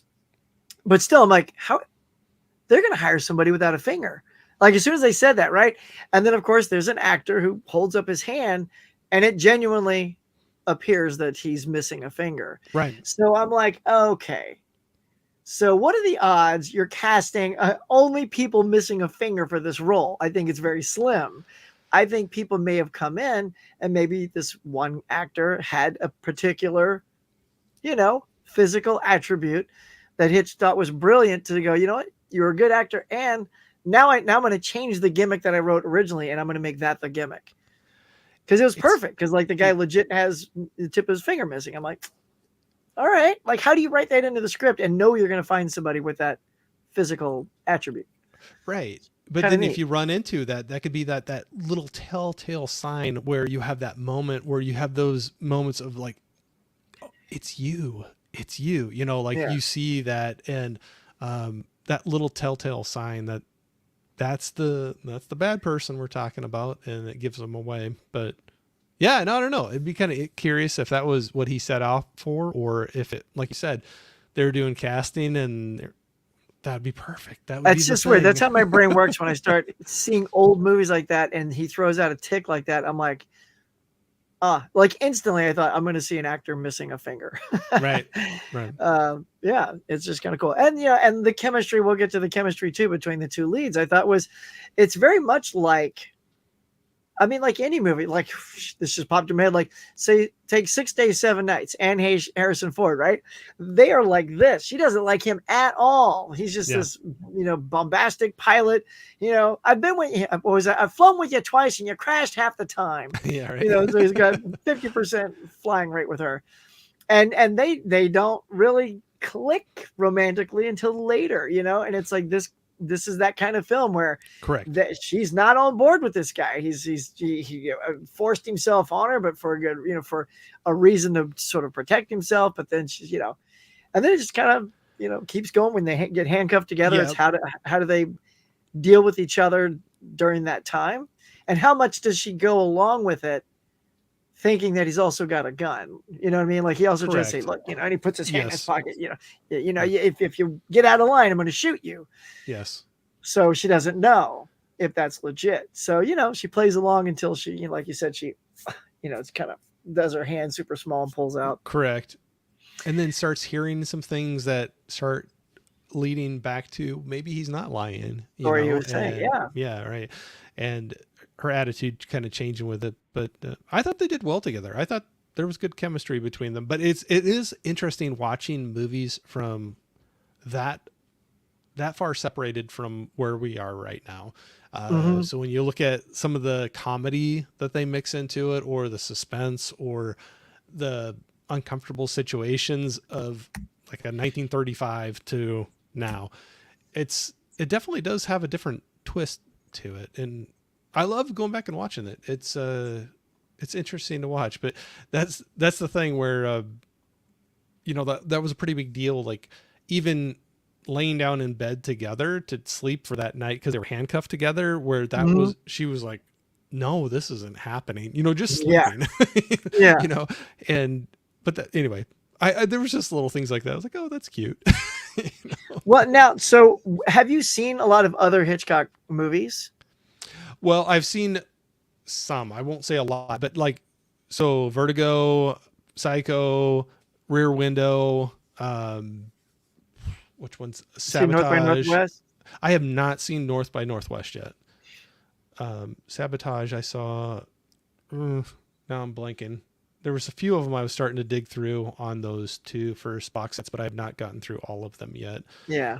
Something About Harry. That's an interesting one. Yeah, it's like a lot of people talk that one up as being great and super funny, and I love the performances. Shirley MacLaine's fantastic. Yes. It was not. It didn't hit me like I was wanting it to. Yeah. You know what I mean? Like, so I'm like, I actually kind of liked Family Plot more with Bruce Dern. Oh, yeah. That was his last movie, and I thought the comedy in that was better. But so with this film, like having seen a lot, I definitely can't really put it like up in the masterpiece department of like, say, Rear Window, Psycho, Rope, North by Northwest, those kind of things. But I think it's definitely a good early entry of Hitchcock, because some of them like I found this horrible dollar, like literally for $1, this Hitchcock box of all of his like silent movies and early movies. That this one, I'm not sure if this was in it, but it's some early ones and some silent ones. And I can't even watch those. It's like, because the presentation is so bad, like they compressed 3 movies onto one DVD. Yeah. So it looks terrible.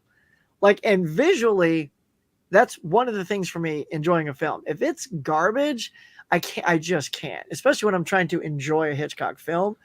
Yeah. I'm like, I'm tired. My attention's not with any of these things.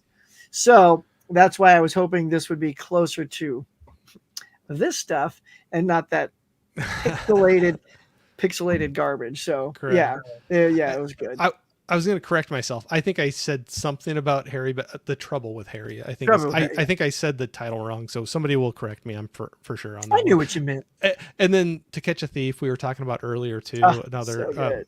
That was great. Another Grace Kelly. and Dial M for Murder is one I have. I still need to watch that one. And then Me too. this last Criterion sale, I picked up Notorious, and that's another one that Mhm. I haven't watched it yet. So, You know what's funny with Notorious? I found, like, you don't often score something like this, but I was at like a thrift store, mhm. and they just had like a cart with movies on it. I'm like, oh, okay. So Blu-rays were on one side. I'm like, oh, I always check out the DVDs anyway. And dude, I found the DVD Criterion of Rebecca Oh, there. nice. And I was like, yoink, because I hadn't seen that one. And yes, it's DVD, but it's the Criterion. And so it was good enough. Like usually if it's DVD or Blu-ray, we watch it in the bedroom because it's just that's the kind of TV and setup we have. But if it's Blu-ray or 4K, like that's all in the living room. That's got the Right. sound bar and all that jazz. I actually Right. watched this in the living room. Okay, So, good. but yeah, So I know you were just kind of saying that where that falls in the rankings of it, but are you happy with your purchase then? that's a that's a Or is that don't ask me? no, kind of no, no, question? no. Like I am happy with it, but I'm curious. Like I'll watch a lot more other Hitches again before I watch this one again. Yeah, like is Just that the because ultimate question? because If it you'd was go back to it? good. Like and I know you didn't mention Lifeboat. Like I I haven't loved seen that. Lifeboat. That I haven't was seen that. incredible. So again, here's Hitch testing himself. So like Rope, it's a one take deal. Very much like that, he says, okay, in Lifeboat, the camera is always going to be in the lifeboat. Mm-hmm. Think about that. So the lifeboat's maybe the size of this room I'm in, you know. So it houses like whatever 10 people or whatever on that boat. And so again, watch the making of that is incredible because there are different set pieces of this boat. So that the camera is basically, you know, you have to get rid of the boat's back half so you can shoot the front half. But the camera's always in the boat with the people except for one shot. Mm. And it's, I won't even tell you the shot, but it's so that when it happens, you go, oh, wait, why does that shot stick out? And your brain has to process it's because they weren't in the boat. Right. But the very opening, it shows the opening is brilliant. I mean, I love this film. So I was gonna say, it's so like definite recommendation from you then, right? 100%. Like I'm more excited to recommend that than I would this to somebody. Gotcha. And not a knock on that one, just Not a knock, but if I were yeah. to say which one, I'd say Yes. check out Lifeboat first and then check out 39 Steps. Yep. Or if you want to end strong, check this one out first and then end. There you go. So, but like you see the smokestacks of the ship the people were on sinking. Right. And it just and the whole opening credit, and this is another thing too, is Hitch has got a timeout in his head. Okay, the credits are going to be exactly 2 minutes and 8 seconds. So that's how long I've got to stare at this stuff before I turn the camera, no cut, turn the camera to the lifeboat and the people that are in the lifeboat. And I was like, oh, all right, okay. And then how people get in the boat, you know, because some have life vests and they pull them in. A couple of people are already in the lifeboat. I mean, it's just super cool. Like I just love just like Rope, you know, how he experimented with that one. He's always trying to like do something interesting. So I would recommend that one to people for sure. I wrote it down. I'm looking it up too because I definitely would love to see that. I would love to. I think it sounds like we were in the same boat where, no pun intended there. Was it a lifeboat? Yeah, right. We were in the same lifeboat where we just you always heard of Hitchcock and you might have seen one or two of the movies, but I hadn't dug deeper into his filmography. Yeah. And the last couple of years I started to do that more, especially with those 4K sets that came out. I have the first two of them and starting to go through some of those. So definitely interested to hit some more. And it's nice to see he had a pretty big range of these movies. So when you go from this one was almost some espionage thriller rom-com almost like mixed into it compared to like, the first ones I ever was exposed to was like Psycho. And just seeing the difference between some of his. What's interesting about Psycho is I made sure to watch that one last because I'd seen it before. Sure. At least I remembered seeing it. Can't tell you that I remembered everything about it, right? But I saved it for last because I wanted to see everything else in this box set, maybe one or two, and then I rewatched Psycho to see how it holds up against these new things that I find to be masterpieces. And it's interesting because I had completely forgotten how she ever got to the hotel. I didn't remember any of that. I was All I just going to say remember the same thing. is Anthony Perkins at the hotel and on. I'm like, oh my gosh, she's at the bank. What is all this? You know what I mean? Like, so I must have never seen this movie from the beginning, right? So seeing it older too, I'm also patient with all these films. Like maybe if I was younger, I'm like, Hitchcock, who's that? Well, he's an old guy. He makes black and white movies. But you know, as an older person, more, you know, having a more mature appreciation of older films, I can hang with these a lot longer if they're, you know, maybe a slow burn. Right. And so when I got back around to Psycho, dude, I'll be damned if it was also like I did a tiered ranking. Like if you look on my channel, there's a tiered ranking of all the Hitchcock movies I watched. You should go check it out.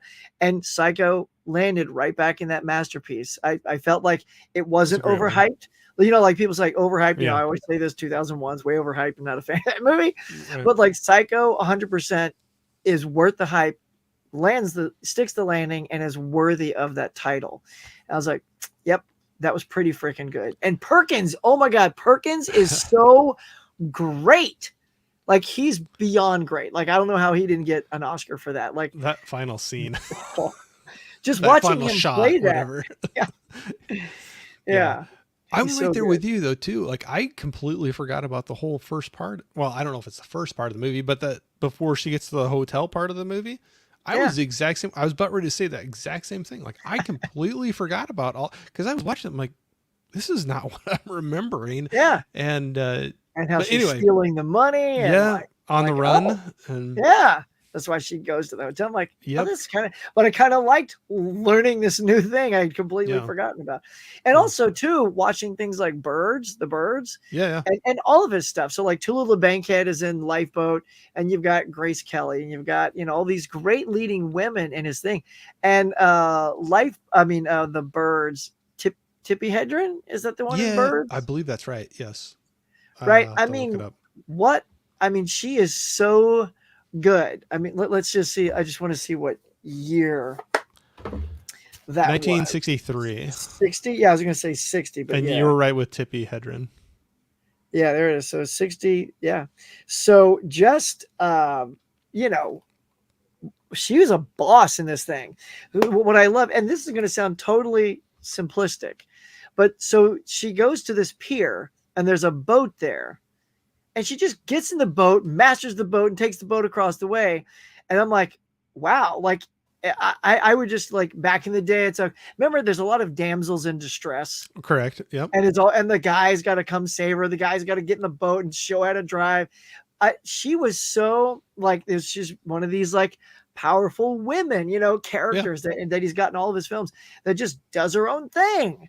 Yeah. And just something about that. And I don't know why I didn't think there would be characters like that early, but I just I've seen so many older films where they're always like, you know, like Gone with the Wind. Oh, I can't do anything. I can't do anything without you. Yeah, right. But I mean, like, I just instantly was like, oh man, this chick is great. Yeah. Like I just loved seeing that kind of portrayal, and it's in so many of his films. Yeah, so agree. Yeah. I don't know why this popped into my head, but like circling back to 39 steps. One thing I noticed, and somebody threw this out when I was looking through some different reviews, because I was kind of curious. I didn't know, like when you threw this out, I knew it was on Criterion, so I'm like, and I knew it was Hitchcock, so I know it was known, and I know it was respected. I mean, if it was on Criterion and it's a Hitchcock movie, I knew, but I didn't know how respected it was or how. And I started looking through some things, and something that was thrown out, and I was like, man, on my second watch of it, I really noticed it more. It didn't stick out to me right away, but there was very little music played soundtrack like through the movie. There definitely was musical sections that they would play things, but there was a lot of like quiet air in between some things when they were letting things kind of unfold in this. So I saw that in between the two times I watched it. And so the second time I watched it, I was like really listening to that. And I heard some more, definitely with it being an older film, that I don't know, the static or whatever, the sound, Yeah. just is going on there. And I was like, man, that's a lot different than modern movies. You always have Yeah. constant sound or music, something pumping through that. But definitely jumped out the second time after I went through and watched that. But apparently at that time it was super expensive to have scores and music in the movies, and that Yeah. was part of the reason to keep the budget down, I guess, from what I was reading. But interesting. Yeah. I don't know. Yeah. There's a good, did you watch it on Criterion? Is this the one you have? No, I watched it. Max has it. I mean, it's kind of funny though. So I watched it on Max because I saw it was on the streaming service, and I have that. But when it started, it had the Criterion logo and everything Oh, that interesting. Yeah. rolled before it. So it must have been from their transfer, but I couldn't say that the streaming service had as good a quality as what your disc sitting right there would have. But I found that interesting. I kicked it on. I'm glad that was Max on and Max, though, Criterion. Yeah, I know, right? Yeah. So But I found that it's interesting. it's pretty loaded too. I didn't get through all the special features, but yeah. In fact, a lot of the ones in here, his wife or his daughter is in it, right? Because not the wife, but the daughter's in it, and she remembers a lot. There's a historian for you. That's who you want reporting, Sure. on her dad and stuff. Right. And he's got it, and his cameos in this too. When they're getting on the train, I didn't even catch it, but he walks by the front of the train as he's hustling to get on. I missed that. I did too. In fact, I didn't know until I was watching the bonus features. They showed him, like, oh, I completely missed it, because he gets a little bit more obvious with his stuff. Like in The Birds, he walks out of the thing with the dogs. I'm like, oh my God, that's Hitchcock. Yeah. But this one, he was very like blink and you miss it. That kind of cameo that some of his early ones were like. So yeah, like I'd have to watch it again to see if I can even spot him. I'm like, there he is. I might have to go back and try to catch it, but no, I did not. A thing that he does, that he puts himself in. Yeah, well, get in your movie a little bit there. So yeah, right. Very good. So definitely you enjoyed it. You're glad you have it in the collection. Not in your top tier Hitchcock, but definitely enjoy having it now. Yeah. It's not it's like, oh man, that's just disappointing. Like, all right, ruffle some feathers. Let's just do it. Let's ruffle. Corey. So like last time I picked up After Hours, Scorsese movie, because everyone talks great about that movie. Yes. And it just didn't work for me. I thought the gimmick was just getting so every scene conveniently leads to the next scene. And I get it. If you absorb that, and you're falling in love with that whole ridiculous coincidence thing, it's great.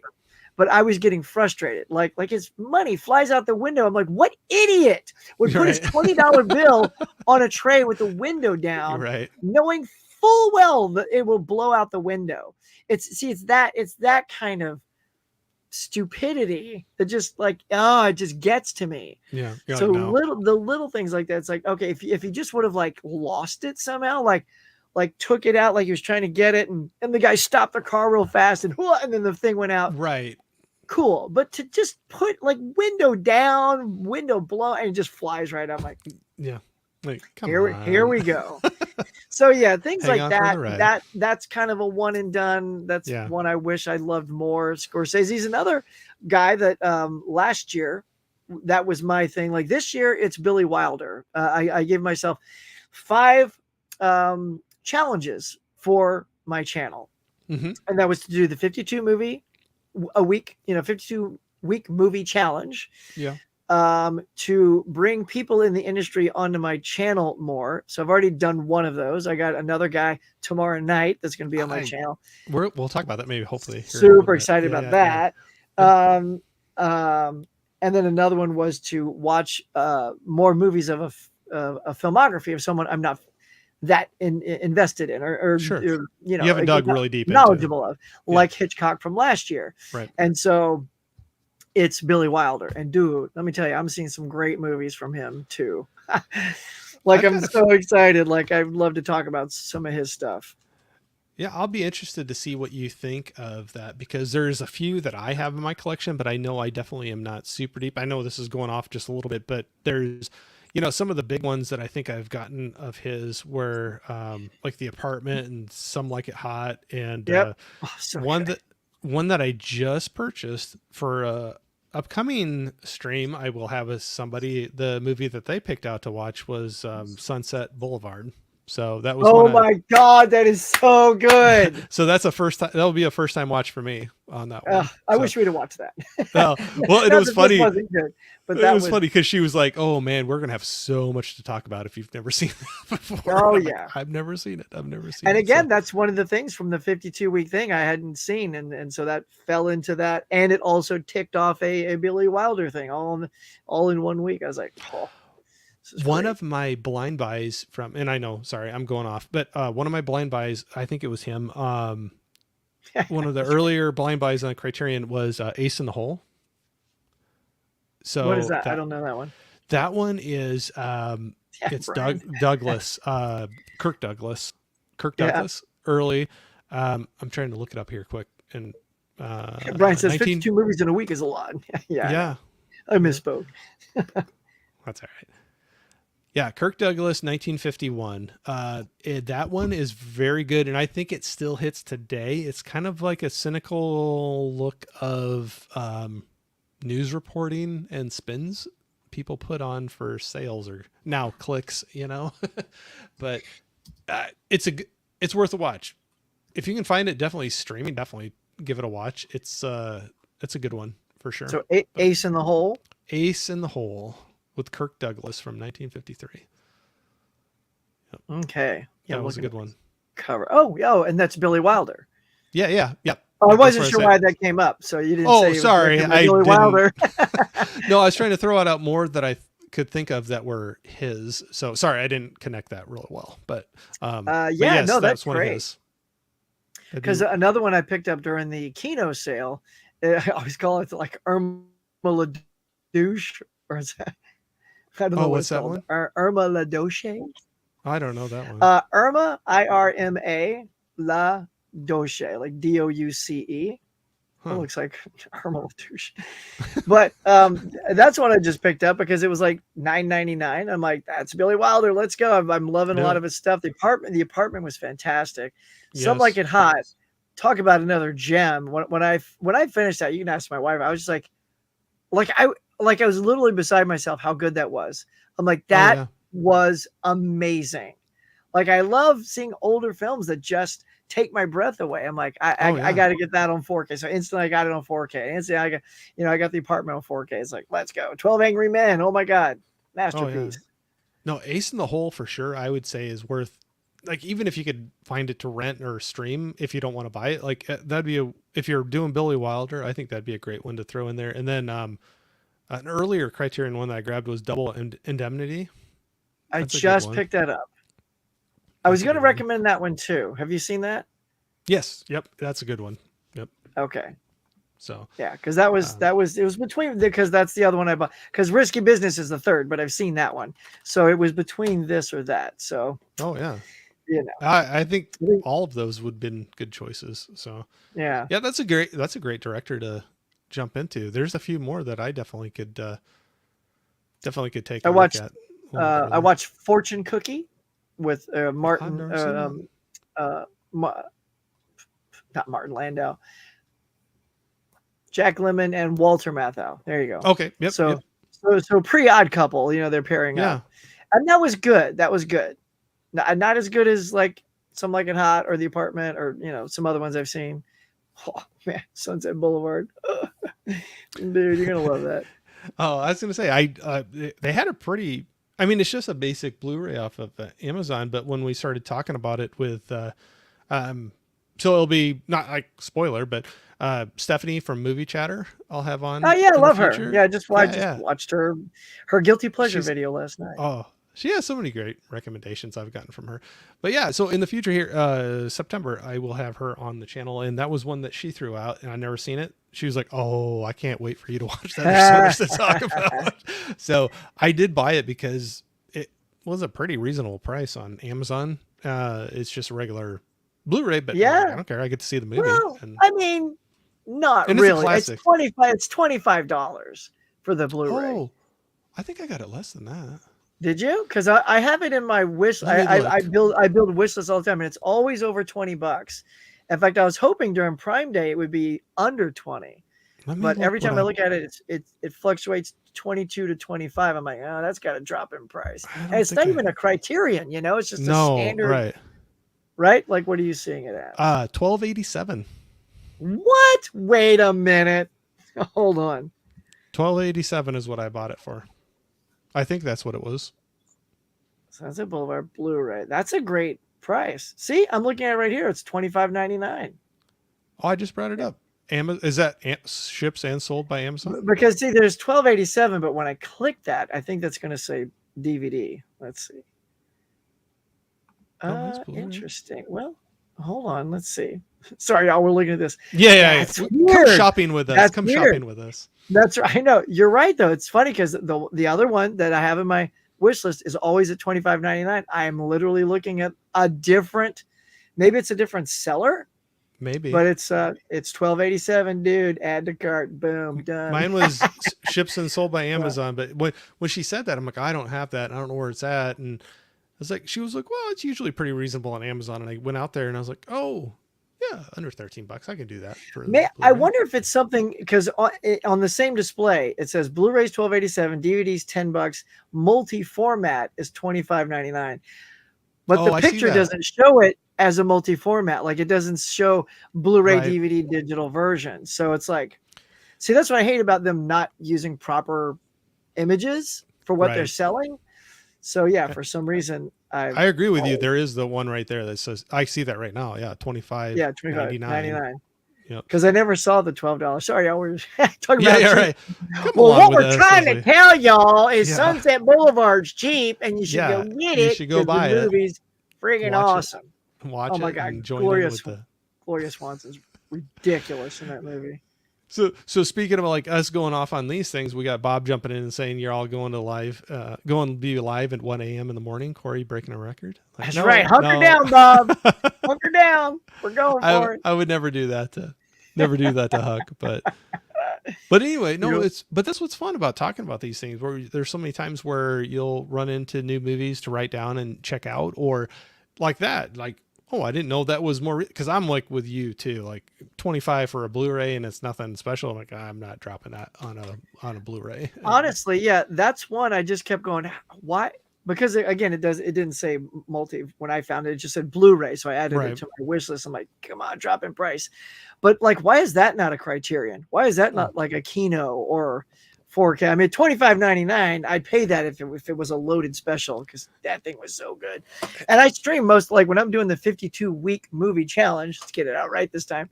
All of that stuff I'm not buying, by the way. I don't just go out and buy all those at all. It's all streaming if I can find it, because I want to see it free. If I haven't seen it, I need to make sure I like it. And like Some Like It Hot. Man, I love that. Couldn't add it to the cart quicker. Some things like The Apartment, because Tim had said it's such a great movie. I bought that a long time ago and said, okay, at some point I will watch it. And now it was part of and it was just like a simple week of watch a black and white movie. I'm like, haha, I know the one I'm watching. No, it's no, I'm right there with you too. Like if you can do that in a way that's more economical, like, yeah, I'm totally with you on streaming, especially when you're doing a challenge like that, just trying to get in a bunch of movies. It just makes more sense to stream it if you already have a service that carries it, and not drop, because that could be a lot of money when you, if you were just to go and buy all of those, and you don't know for sure if that's going to be something that you're going to want to keep in the collection or not. But like you said, you can run across your next favorite one, and then you go out and you buy it. Yep. So, sure. Yeah, you never know. So the challenge I know this was part of the 2024 year challenges that you put out in front of you, right? Is this part of you'd laid out some stuff for the year that you wanted to accomplish this year with your movie watching and collecting, and that was part of it, that 52-week challenge? Oh yeah, 100%. Yeah, and the reason, like, I also did it for last year, but epically failed. I think I saw 2. Like, I'm like, why am I not doing this, and I found out why. Corey, here's the What's interesting that? thing: is I had taken someone else's list, but that list was predetermined, which I didn't like.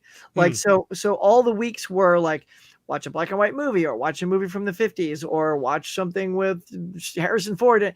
And then they would put the movie on the list, like it was already chosen. Hmm. And so if I wasn't in that mood, I was like, nah, that's just not, so then I said, how do I want to do it so that I'm excited? I said, aha, keep the list completely blank. And then every week when I hit the week, I'll dole out 3 or 4 choices for myself, so that it's not, I don't have this looming thing over my head like, oh, I gotta watch that movie, I'm just not into it. Instead, I'm prepared with a theme. Like, I look ahead, so I already know what theme is like coming up Sunday. And then I put 3 or 4 movies on there. Like coming up is a festival winner.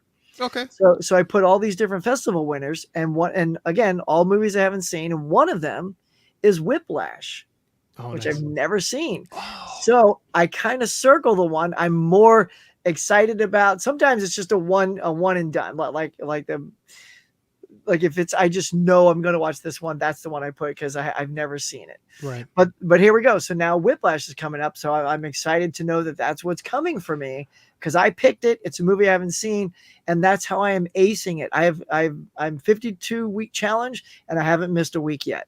So that's 100% success rate. Yeah. I could see where that would be I would stick with it better too if it's a category and you pick which movie you want to see within that category. I could see that totally. Like when you said if it's predetermined and they already told you like which movie and it's just one that you just aren't in the mood for, I could see that for sure. Yeah. I would love, even just side chat sometime, I would love to hear, or a video if you put a video out, I would love to hear your thoughts on Whiplash after you're done. I really enjoyed that one. So I don't know, Yeah. but it's kind of funny when you really enjoy something, and it's kind of curious when you start hearing what other people that their likes and dislikes, what they ended up pulling away from it. But that is one that I have on Blu-ray, but I keep on watching the 4K because I'm like, Yeah. if it drops as a nice low price, I'd probably snag that one. But Well, it's good. J.K. I Simmons is so good. yeah. I mean, that's what he won the Oscar for, right? Yes, So, yes. I mean, the reason, and I'll say this too, I guess I'm just getting lucky, because I have loved almost every pick I've watched.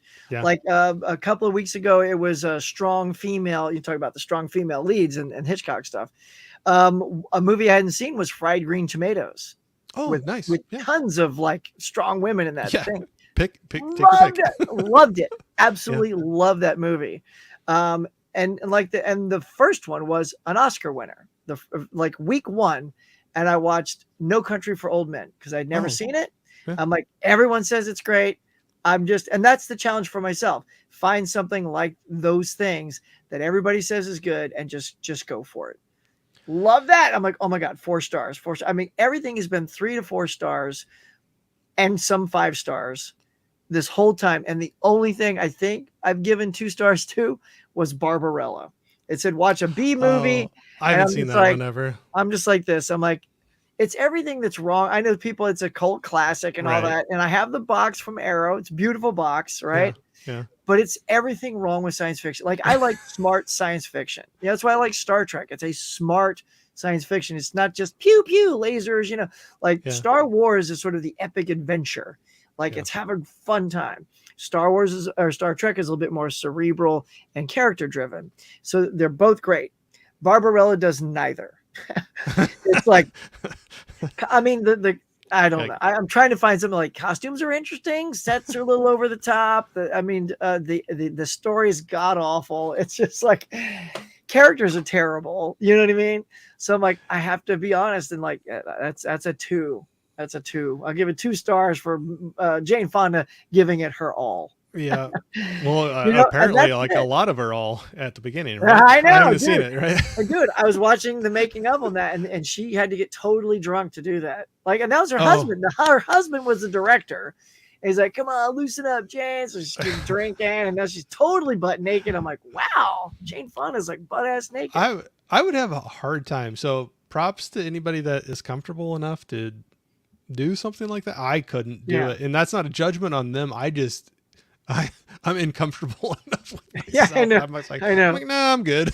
I gotta do a few more crunches. Yeah, right. Maybe Yeah. if I look like Hugh Jackman in Deadpool. Yeah. Yeah. Like if I could get paid what they do to work out for a year and a half in Right. advance, I would still wouldn't Exactly. look like them, but I'd be better what I'm right now. So that was one miss on your 52-week challenge so far. It sounds like you had a lot of great ones so far. Is there any that surprised you how much Oh, you liked absolutely. them? Absolutely. So one was a 25th anniversary movie. And Fish, our buddy Fish, Yeah, right. he's led me into some good. Like I think he's a good influence for me. If he says something's good, I go for it. Like he said, "Oh, Huck, I watched your video and I saw Burlesque on that shelf during your thrift store. Go back and get that." I'm like, "Well, buy cracky. If Fish says get it, go get it." And I got it and I watched it that exact same week. I love that movie. Burlesque is so good, dude. Let me tell you. I've never seen that. Christina, we forget that Christina's not just a musician who they said, oh, maybe we'll just get this good singer to act. Well, Christina acted. She's been in the Mickey Mouse Club since she was a kid. Right. That's so right. she has acting chops, and she's completely believable. There's not a moment. A lot of people say, oh, yeah, Britney Spears and Crossroads is not so good. This is not that. This is Christina Aguilera in Burlesque, and she's amazing. And there is a moment, there's sort of like those moments where the character has to define themselves, and like she's on stage and this other girl is and Kristen Bell is in this, and Cher, and Kristen Bell is kind of the one she's sort of taking the job from, but Kristen Bell's got the seniority there so that they're kind of at each other. And so there's a moment where she pulls the plug on Christina, because everything in the club Burlesque is pre-recorded, so that the girls don't, if their voice is off or whatever, it's all pre-recorded so it sounds perfect, and they just have to dance their little tushes off to a nice routine. Right. So of course they get up there and she pulls the plug on Christina, but Christina can sing, and she knows the song. She's been paying attention. She knows the routines, and then this is a live show. And then so Cher's like, drop the curtain. The curtain starts dropping. And then Christina, dude, there it is. There's your moment. She starts doing her thing. I'm not even going to try to right. But she just starts killing it. And Cher goes, hold it. And she watches for a second. And she goes, raise the curtain. And then she kills it, dude. And it's like that moment you feel you're like this. Oh, my God. You get the goosebumps. So good.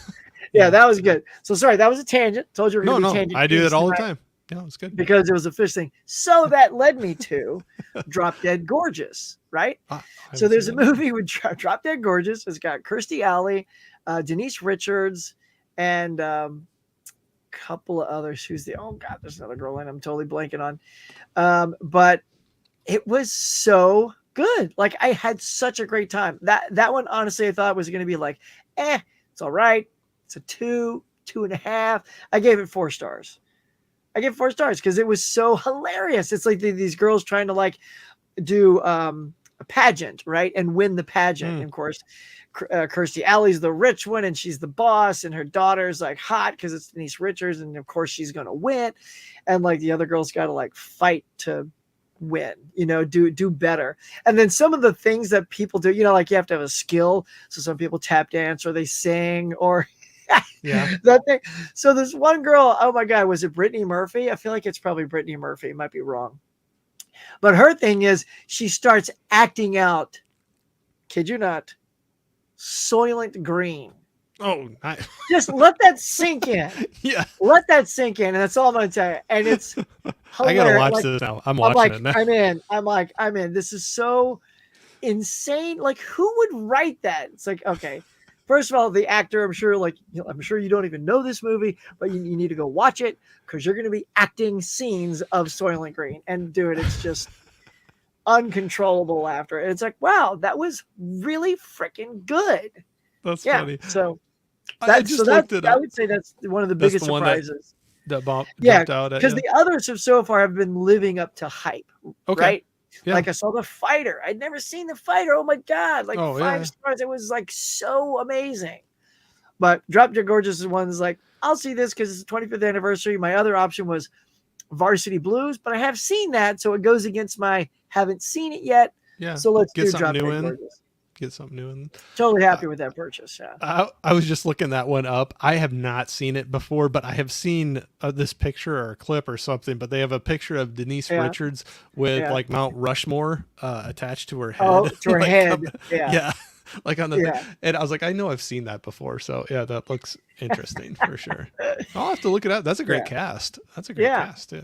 I mean, maybe I should do that. I should just do a night show and talk about some of the, the successes from this 52-week, because it's incredible what I've, experienced doing this.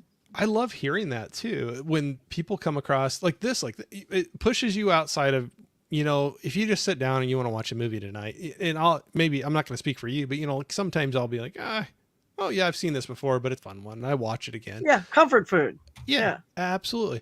But this breaks you out of that. And if you're like purposely like, okay, like you said, Varsity Blues or Drop Dead Gorgeous. Well, I haven't seen Drop Dead Gorgeous before. I'll try that one out. And that'd be a good one. I love hearing the victory stories of branching out or hitting something you haven't seen before and really liking it. And then you want to like, please, you should go watch this too, kind of a thing. So I love hearing that. Yeah. Well, and it's funny because then when you try things like, say, I've thrown things out like Lifeboat and Drop Dead Gorgeous, and I've been writing things them like down. that. It's like the question will be, or the curiosity will be, if you happen to see one or either of those or both of those, if you like them as well, because then we'll kind of get a bead on each other. Correct. Like what we click with, and then better dial in next time. right the ones, because I could easily go over the 28 now, whatever, it's been 28 weeks into the year, and find some for sure I know you'd like. So like, for example, if you love Sunset Boulevard, then I'll know, okay, he likes that kind of thing. You're right. So are you going to do a wrap up after the year?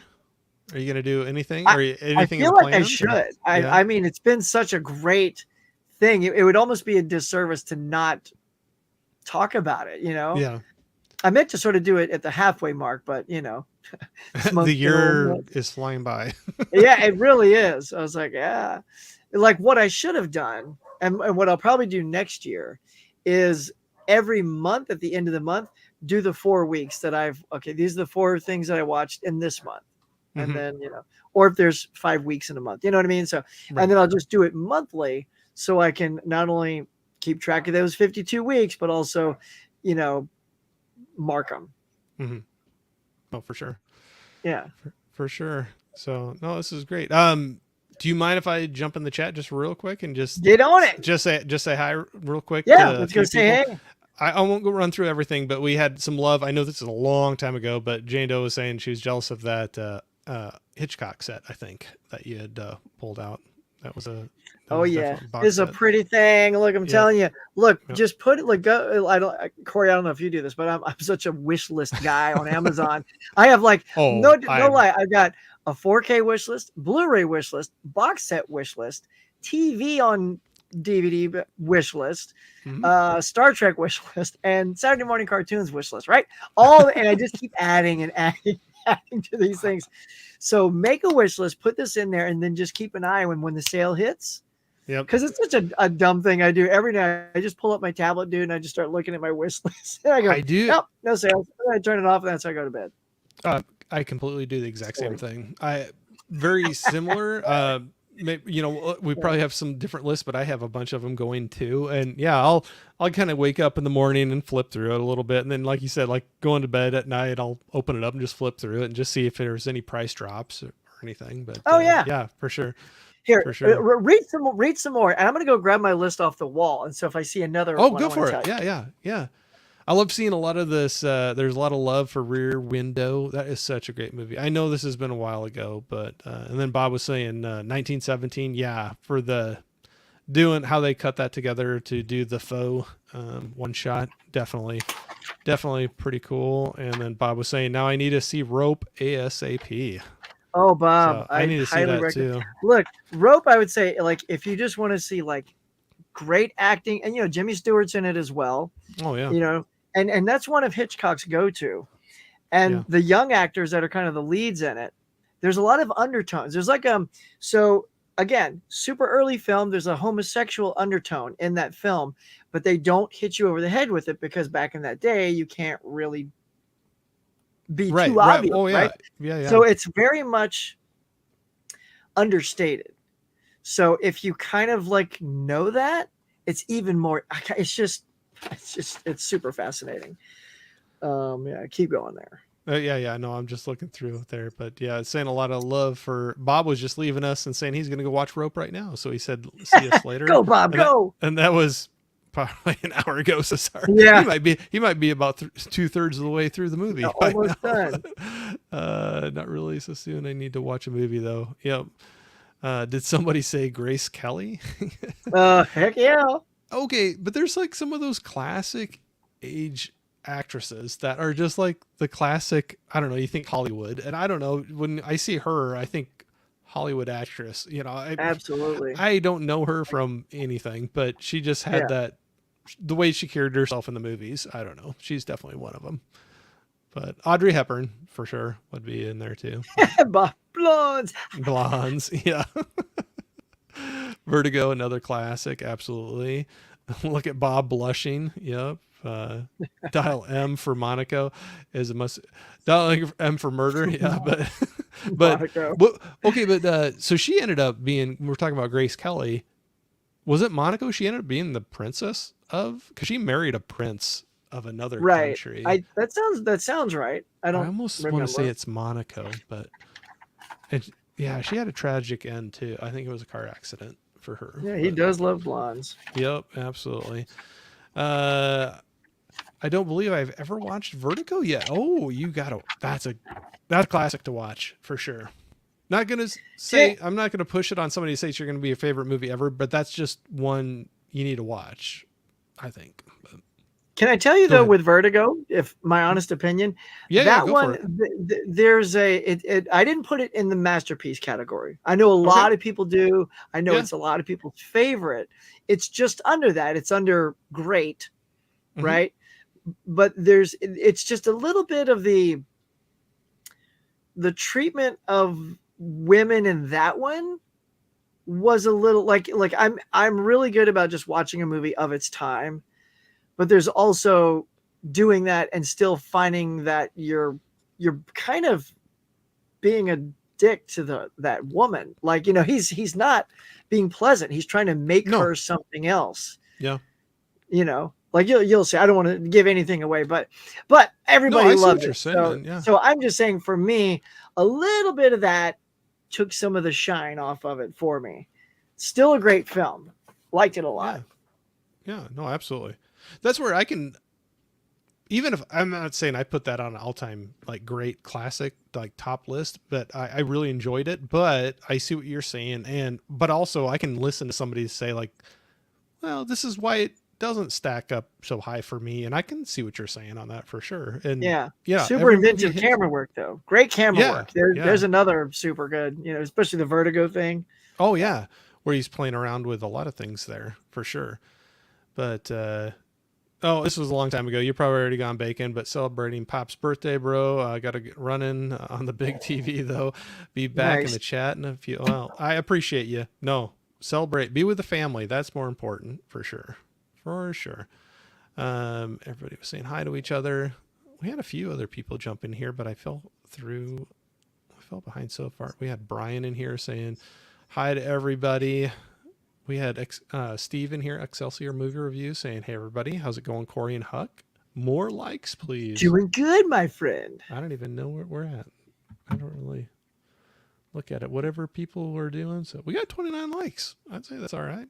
Look at that. Good. Look at that. That's good. So we got to do more night shows. You get more eyeballs and more likes at night.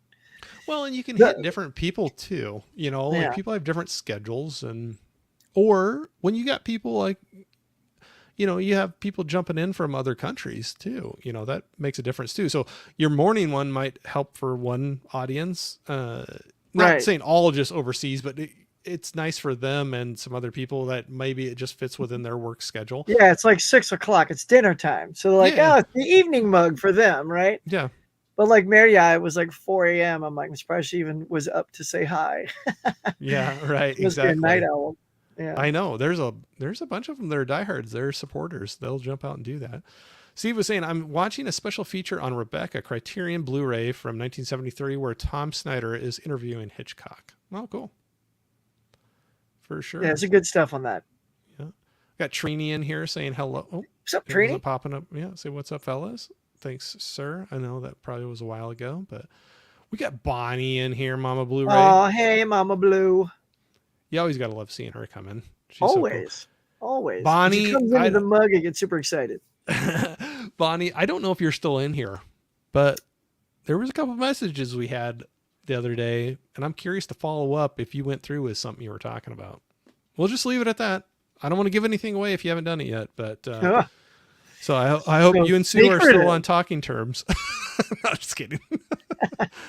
Oh, you'll know. She is funny, but yeah, we got some. Brian was chiming in. Whiplash is awesome, Huck. I love can't it wait. too. Here it is. It's next on my list, man. So are you streaming that on? Is it on streaming somewhere? I found it during one of my swap meets. I found it for $4.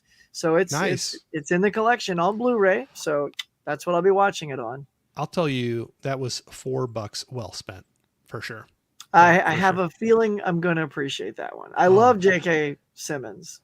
So yes, they did a great job. And the final scene in that, I was like, I'm not giving anything away, but I loved it. So nice. Hopefully, I won't say any more than that. But it was a great movie all the way around, and it was interesting too. That came from he was in a short film that they then decided to develop it into a feature length. Oh yeah, movie. Oh nice. So and J.K. Simmons was in that as well. So I found that interesting, where somebody really enjoyed that short film, and they were like, we could do more with that, and. So let's make that a real movie. Yeah, right. Well, now he's got an Oscar, so that's money well spent. And he's like, "Thank you, I appreciate that." Right. So, what else do you want to do for my child? Yeah, right. Give me something else. Huck, 2 stars is a lot for that. Oh, Barbarella, probably. I think. Yeah. Oh my God. Thanks, Bonnie. See, Bonnie knows. She knows it's trash. Jane Fonda is worth 2 stars for sure. At least, right? That's why I gave it 2. I just saw her in. It wasn't this sale, but the sale before I picked up Clute with her. I want to see that. And that was Michael Caine. Right? No, Sutherland. Oh, Sutherland. Yeah. And that was a good one. I thought that was a good one. I appreciated that one for sure. But Gizmo was appreciating what Christina looked like, I think, in that movie with Barbarella you were talking about. So, and then we have some Varsity Blues. Heck yeah. I do love Varsity Blues. And I want to see it because I bought the 4K and I really want to see it. But again, with the challenge, it's got to be something I haven't seen. Yeah.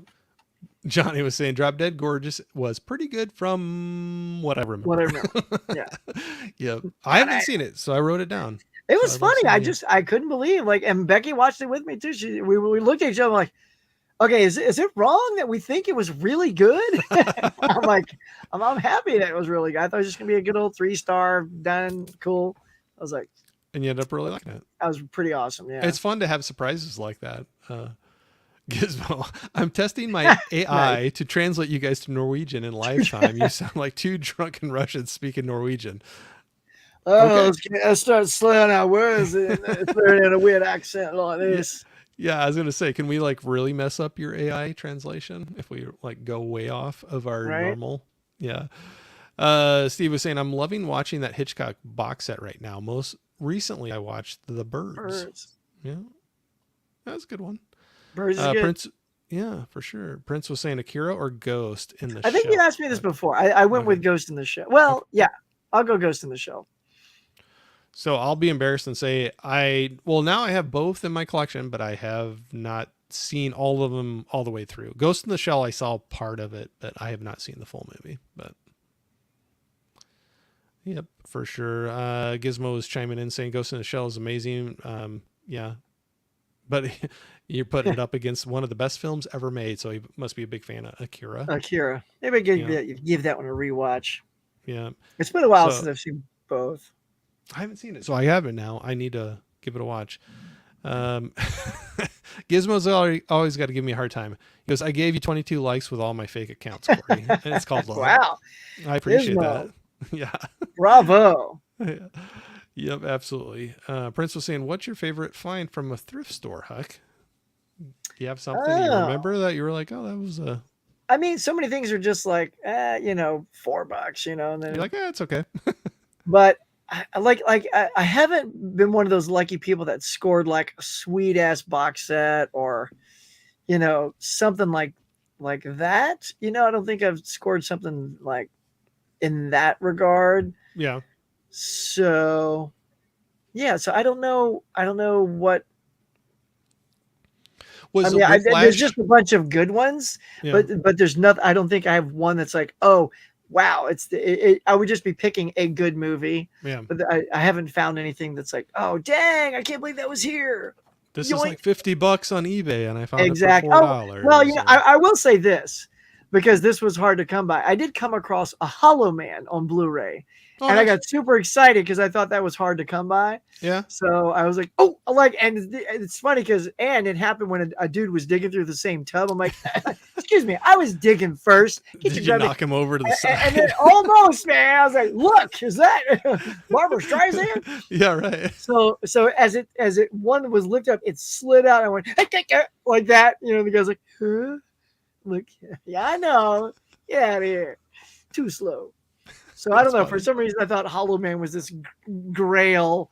Like I know I've never found like, well, I did find Dogma, but the 2 DVD special edition set.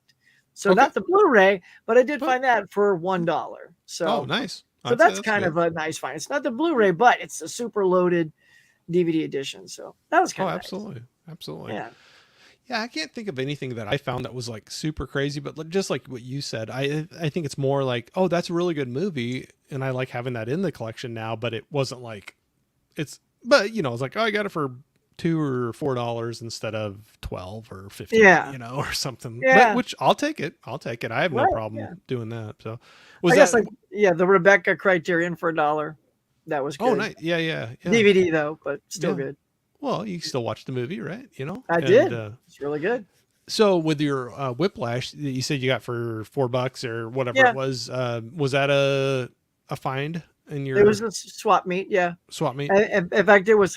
I even remember I found it the same day I found Wolf Cop. You've ever seen Wolf Cop? No, but I have it. I just bought it. Dude, you have to treat yourself to Wolf Cop. Is over the top ridiculous. Let's just say he wolfs out down there on camera. Oh gosh. Like some people like in wolf movie where they like here, we're gonna wolf out down there. And I was like, I literally did one of these and then it's more than I thought I was gonna see. But it was hilarious. It was the fact that they went there, and then you got to watch the bonus features because they talk all about the wolfing out down there and how people are holding I was like, oh, this is crazy. More than I am sure Whiplash is going to be higher quality than that, but I remember getting them from the same vendor. So, and he gave a deal too. And it's like, if you did 3 for $10 or 4 for $10, something like that. So it was even less than $4. So I bought that earlier this year for a pretty good price. But the reason I grabbed it, I'd heard some things about it, but I'd never seen it. But I had one. So there's a channel, Absolute Sublime. Yeah. He was, I was talking with him one time. And anyway, he was doing a giveaway on his, is it Jay? Sorry. I always blank on names. Sorry, but Jay on Absolute Sublime.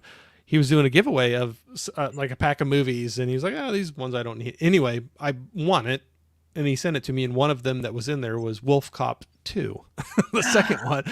And so I haven't watched it yet, but I had that, and I'm like, I got to watch the first one. And then earlier this year, I was at a store where they happen to have an import version of Wolf Cop, the first one, for a really cheap price, and so I had to buy it because I'm like, well, I got the second one. I might as well get the first one, and I can maybe I'll do a double feature some night. So okay, well, you have to tell me once you've seen both what you think about it, because I really want to come across Wolf Cop 2. Again, that's one of those I don't want to pay full price, but if I come across like you did, then yeah.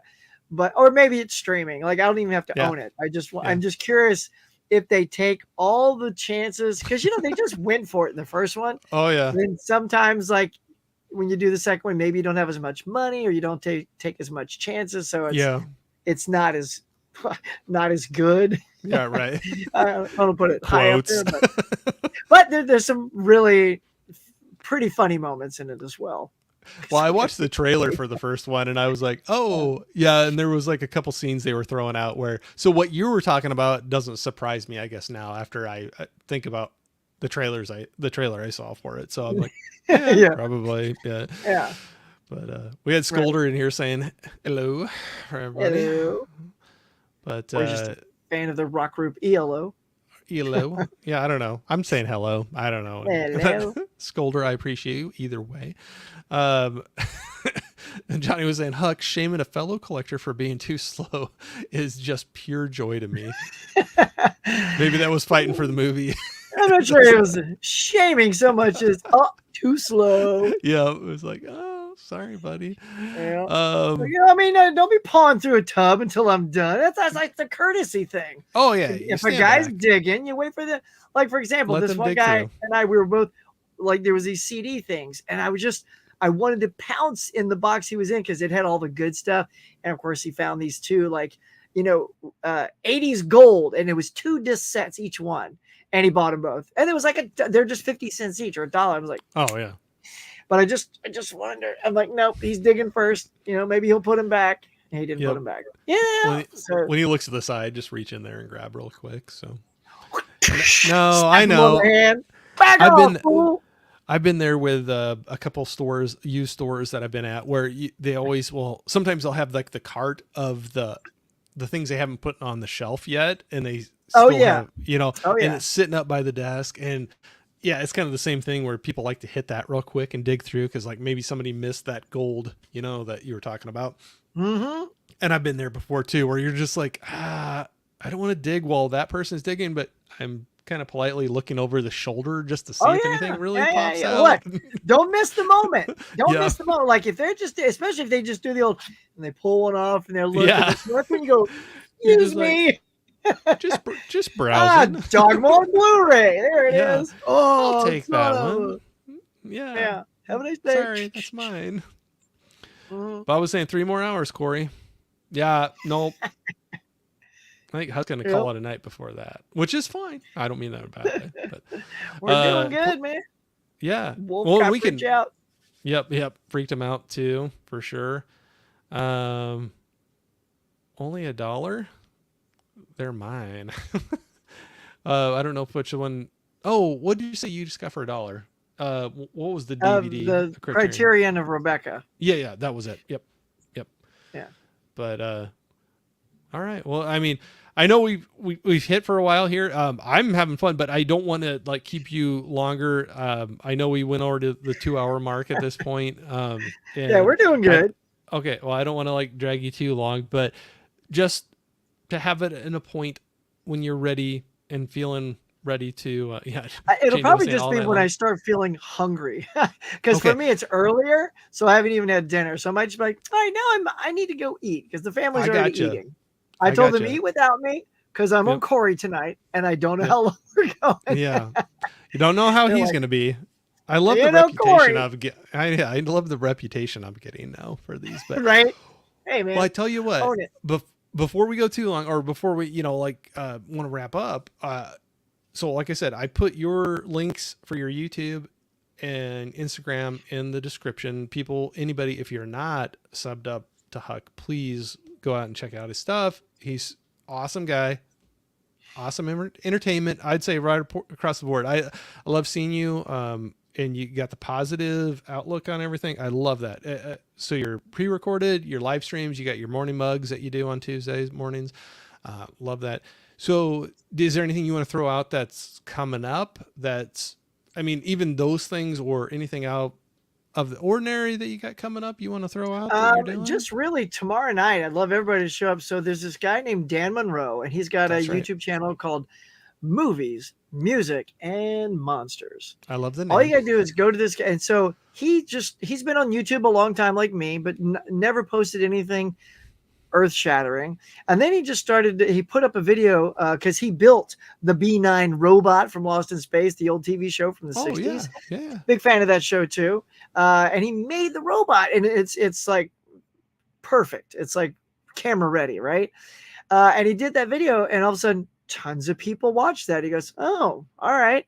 And then so he started making a couple more Lost in Space videos. Those took hold, and now he just does this whole thing where he does deep dives onto stuff that other people don't really do. Like, cause like he said, he would try to, and you'll get this in the video, and if you watch tomorrow night, but we talk about how I will. he would do Star Wars or Star Trek or Beatles, but those are so populated by people that talk about them. Those videos would do the least. Right. But when he would talk about things like Lost in Space or something like more, off the beaten path, they do great. And so in less than a month, like 6-7 months time, he went from like 10 subscribers to 112,000 subscribers. Didn't even take him a year. He just skyrocketed because these videos are so good. And unlike some of the stuff we do, they're timeless. So you can watch them now or 50 years from now, and they'll be just as relevant. And I'm like, oh, see, that's what I keep trying to think of, how I can do things like that on my channel. Because a lot of the things, if we do like, Blu-ray hunts or, haul videos, all that is time stamped. It's going to have a window of interest this big, and then most people go back. But if you do movie reviews or things like that, maybe people will see those again.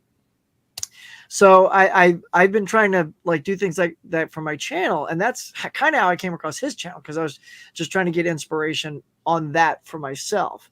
And then and he's killing it. He got the big old silver button from YouTube already.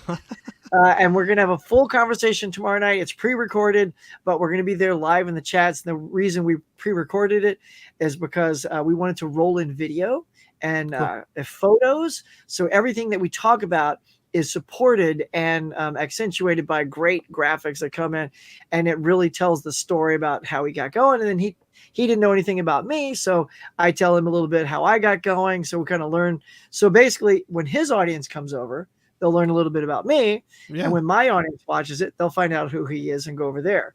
So it's a really fantastic, it's the best interview thing I've done. I mean, again, it was a lot of work too, because I spent like a day or two editing the whole thing. It's like a lot of work, but I think you'll see that in the presentation. So tomorrow night, 6 p.m. California time, 9 o'clock East Coast. Man, just get over there, hit the hit those notification bell, so you just remember it's coming. So that's the one thing I want everybody to see. Come on back for the mugs, but definitely go see that. Yeah, I've hit the notification on that already, because I saw your little promo video that you had. Yeah, I did it. I mean, that's how big this is for me. I did not little promo. I'm not saying little. I'm not belittling it, because it was way more than I do for anything. Your promo thing, but yeah, he even said, I showed him that promo off camera, and he goes, "Dude, can you send me that? And I'll just put that on my channel as a promo for my channel." I'm like, absolutely. Yeah. So he says, just put a little thing at the front that says you made it, because I want people to know that was you. And So and you haven't seen that. There's a what you saw was a promo, but what I made is a sizzle reel all about him that I show at the very opening. So anybody that doesn't know who Dan is, it starts with that sizzle reel, and then it goes into the interview. So you get a good idea of who I'm talking to before we start. And that's the thing that he loved. So, yeah. No, it's definitely. So I'm excited to watch that too, to see if how much different or how much more is on that than the promo reel you did. But I was like, man, I just watched that promo reel, and I'm like, that's way more than I put into a lot of things. And it was, no, I'm in it. I hit so I would say that too. Anybody, hit the notification bell on Huck's channel, sub like that video, sub it, y'all. Yep, sub. Let's go. Like it, hit the reminder, but or if you can't catch it live, catch the replay too. We love catch that the replay. too. It's gonna be a good one. Catch the replay, yeah, for sure. And then I was watching you the other night too. We got fans of something in here saying there's our Rotten Tomatoes winner. What up? Yes, Huck? sir. What up, Corey? Yeah. Where's it at? Oh wait, hold on, I knock everything over. Oh, there it is. I still got it right here, Eddie. You got the cards. This is both games, by the way. This is the first win. This is the second win. Oh, very cool. That was fun to watch those too. But so, were you surprised with the the big win, the victory you Oh, pulled absolutely. off, Are you right? kidding? Because the thing that I won on is the hardest one. Like the actors, when we said Back to the Future, I'm like, well, I'm hoping it's Michael J. Fox and, you know, Right. Christopher Lloyd. But when he said, okay, now you have to guess the tomato meter, I'm like, why is this Oh, that'd be so the hard. last one? Because I kept getting close and close. I'm like, there's just no way. So I Yeah. picked a number, and I was only 2 off of the actual number. Oh, nice. That's And it close. was Yeah. for Waterworld. So I Okay. think I guessed 47 and it was 45 or vice versa, something like that.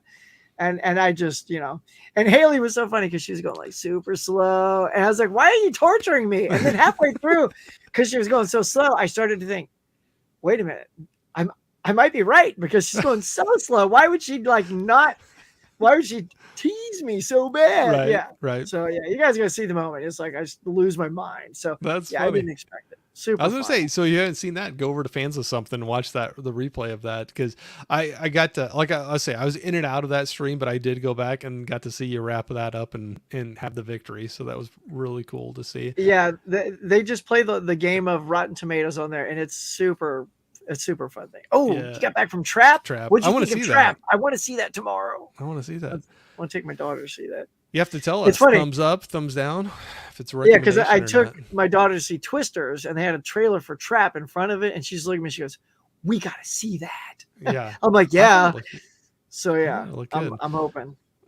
Got Josh Hartnett jumping back into a lead role, so that's kind of a cool thing it's funny because he's one. I felt like Hollywood was trying to force Josh Hartnett on us, and the film going community is like, we don't want that guy. It's like you're trying to make him the new Tom Cruise. We don't know.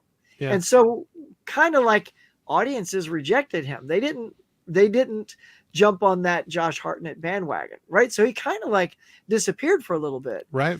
And then all of a sudden he comes back and he's in like Oppenheimer. He was in Operation Fortune with Jason Statham. Now he's and like, but I love him now. Like there's something about him now that I'm engaged with that I didn't feel he had in the early days. Like he was with Harrison Ford in this horrible movie, Hollywood Homicide. Have you seen this? I have not seen Oh that my one. God, what a pile. It's Harrison's terrible. So I don't need to see it. Harrison's never bad, but he's terrible in this, and Hartnett's like, all I could feel was like Hollywood trying to say, love this guy. I'm like, right. I'm out. But now, like, I'm so thrilled to go see him in this movie. Let's go, Josh Hartnett. So yeah, it looks very promising. So I'm optimistic about it. like, so stick the landing. Come on, stick the landing on it. Yep. We got Holland saying, put it on the list, Corey. Watch along. Hollywood Homicide. All right, if I have to. Holland, come on now. We could probably come up with a better one to do a watch along for. I think so. We were having fun. I haven't done. We did a couple of those just to like for giggles, I guess, to try them out. But have you ever done a movie watch along live stream? I've been part of one, but in fact, it was with Fans of Something. We did actually a couple, but we did the Killer Clowns from Outer Space. Oh, okay, yeah, and Little Shop of Horrors. So I've done. Yeah. I've been a part of those two, but I haven't hosted one yet. I do want to. It's funny because one of the things I want to do, again, when I said one of the things I want to do for my channel is have Hollywood people on that I know, is I'm trying to get. So the film that I did, I don't know if you remember, Steel Frontier, right? I played Chicken Boy, Steel Frontier. Yeah. It's a Mad Max type film that was made in the 90s by PM Entertainment. And so I'm trying to get the director and some other production people from that movie on, and I might even do it similar to Dan Monroe's thing and pre-record it so I can roll in clips of the movie and posters and things like that. So that one I'm really hoping to do. That'll be pretty big. And then I would do a watch along because Steel Frontier, it's on Prime, or at least it has been on Prime. You can watch, yours truly, chicken out. I gotta see that. In this post-apocalyptic type movie, which was big in the 90s. And I would definitely do like a watch along of that prior to having that show. So that'd be fun. Definitely doing it. I like that. Chicken Boy rules. Heck yeah, Holland. Yeah, we got there we go, right there. I was just looking at it. It is on Prime. I didn't realize it was. You were talking about it before. That's right. I didn't think I could find it anywhere. Yep. I gotta. Yeah, and there's also an. I just app, added like it to my watch list. Thanks. There you go. And there's another Sorry, I didn't mean streaming to app cut you called. off. No, no, no. It's good. I was just saying there's another streaming app called FilmRise, and FilmRise is the company that bought all of PMA Entertainment's movies, and you can watch it on that as well for free. But everyone's got Prime, so watch it there, Absolutely. man. Awesome. I didn't think I could. I know a long time ago. Maybe it kind of goes on and off there, but I thought I'd looked for it before and I didn't find it. But anyway, Yeah, cool. it could have gone I off. see it Yeah. right there. But yeah, and there's a lot of good stuff to tell about that. And I think Paul, the director, I want to pick his brain about PM Entertainment. He said that he was kind of like one of the main people there. So yeah, so I'm very excited to hopefully pull off before the end of the year. Well, that takes it to a different level though too than just me doing a watch along of a movie. I mean, that was something you were part of, and that's cool. That would be. I'm excited for you for that. I'll be in there. I'll be watching it. Thanks. Yeah. And I would do another promo for that. So it's going to be a kick-ass promo, shots of the movie. So if people haven't seen that, they're like, oh my God, it's, he's in this, and hopefully people will get excited. So. Oh, absolutely. That's the big one. Yeah. So that kind of like answers one of the questions I had in my little, when we were doing our little Jeopardy version of the questions, like, like some of the big plans you had in the future for the channel, if you had anything big upcoming. So that definitely would be a huge That's project. The biggest thing I want to. Yeah. Cause I'm nailing all the other stuff pretty good. So that's the one get I want to, because Dan, I really wanted. And in fact, Dan, he returned my email. He was super communicative. We actually talked on the phone for like 20 minutes, and he was saying way too much good stuff. I'm like, Dan, stop talking. You got to save some of this gold. Don't wear yourself out. The interview, yeah. So, yeah. Oh, that's awesome. Yeah, Steel Frontier watch along. It's going to happen. It's going to happen, Johnny. So, like I said, as soon as I get the interview done and the thing edited, so I know it's ready to go, and I can lock a date on that. Absolutely, like maybe a week before we'll do Steel Frontier watch along. Hell awesome. Yeah. Awesome. We have the official premiere announcement of that right now. That's it. So I'm trying to manifest it. The more I say it, hopefully I'll get it. It'll get done sooner.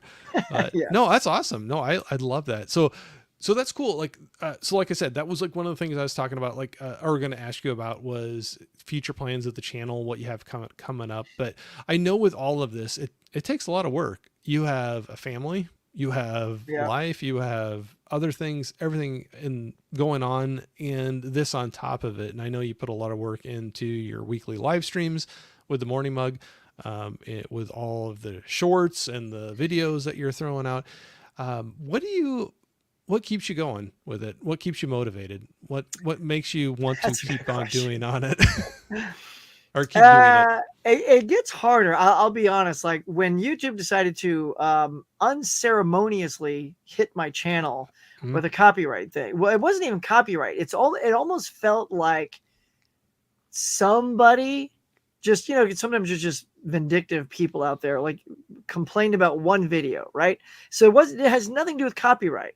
It said they said there's a video, and they said a video. It didn't say a whole bunch. So I wasn't doing something wrong a lot, and that's why you're not being monetized anymore. I'm like, well, tell me what video. Oh, we can't tell you that. I'm like, what are you talking about? How dare you? Like you're accusing me of something. And you're they wrong. Said, well, let me fix it. I won't and they're tell like, you though. it's for protection. I'm like, whose protection? You literally accused me of something and you don't have the balls to tell me which video. Because guess what? Just tell me the video. I'll take it down. I don't care. Like, just tell me the one. But they won't tell you. And the same thing happened to Garrett over at Born to Be Rad. Correct. Yeah. And you can talk to them. And it was a 32 email chain communique. And just when you think you're actually talking to somebody and not a form letter poster, then suddenly they turn back into and they send you the form letter. I'm like, I just thought I was talking to somebody, because they're like, yeah, let's help you out. And then I'm like, it's just the same thing. And they just give you something that it just beats around the bush. It doesn't define what it is you did wrong. The runaround. So after 3 months, you get a shot at remonetizing. So honestly, I was a little cocky and I said, you know what?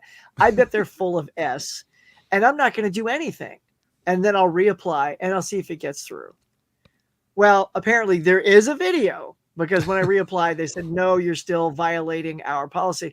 And the thing is, they would list the policy that they want you to adhere to. And I would do this. I'd copy and paste, and I'd say, okay, here's what you're giving me, and then here's what I'm going to tell you.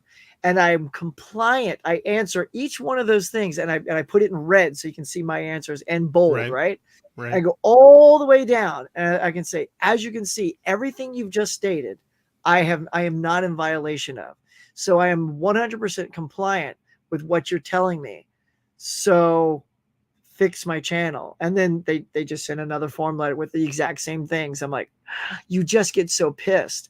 So I literally had to delete I deleted 40 videos at random because I didn't know. I didn't know what the problem was. I mean, all I could kind of do was guess maybe roughly in the month that they found the complaint. Maybe it's something in that month. So I definitely took everything out that was posted that month. So whether it was a morning mug or a movie review, whatever, I just deleted everything from that month. Yeah. And then I just like, all right, there we go. And then I resubmitted in February, and they allowed it. But I feel like my channel's been struggling to come back because, I used to get people fighting my stuff, and, a good average would be over 1,000 views for certain things. I don't get that anymore. So they've totally screwed my channel over by doing that to me. So and they'll do their little things too. They make it so that the algorithm, you get out there, like, when you hit YouTube and you get the new page, and if you watch me a lot, I'll show up. But they'll do it so that I don't show up on you anymore. So you just have to remember to go look for me, right? So that's I think that's just now inherently something that I've been hit with. So anyway, long story, there's a change. And again, so the reason I go there is to tell you that's why it's hard to kind of maintain enthusiasm when you're dealing with someone like YouTube that doesn't care about you, that will not communicate via phone with a person to you if you've got a problem. Like you have to literally be so big that lawyers know those phone numbers. Right. And they will, because I know guys like Brooke, my daughter, she watches this guy, Danny Gonzalez, who's like got millions of subscribers. And as soon as someone tried to mess with him, he just sicked his lawyers on them, and then his channel was fixed. I can't do that. Like I can't do that.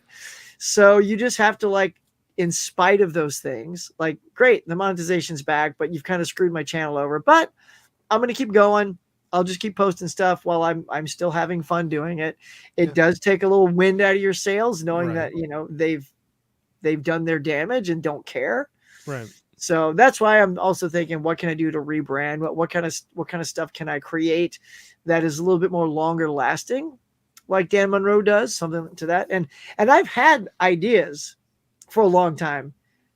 I've just not executed those. Yeah. So, I've got my, these books right here. They got all my ideas in them. It's even got my merch. Yeah. It's got my merch all over it. I love it. Yeah, I love it. So, I just try to surround myself with stuff like this. I know this is silly, but I just go to Shutterfly and I put my stuff on it. So this is like my, pop culture cafe thing. And that way I'm never looking for where I wrote something down. It's always going to be in one of these. Keep it in one place with my channel on it. So this is my channel book. So every time I fill it up, I just order another one and I keep going. I love that.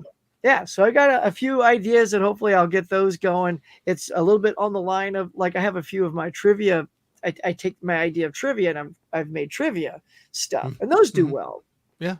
I actually didn't take those off. I was this close to just pulling all of those off.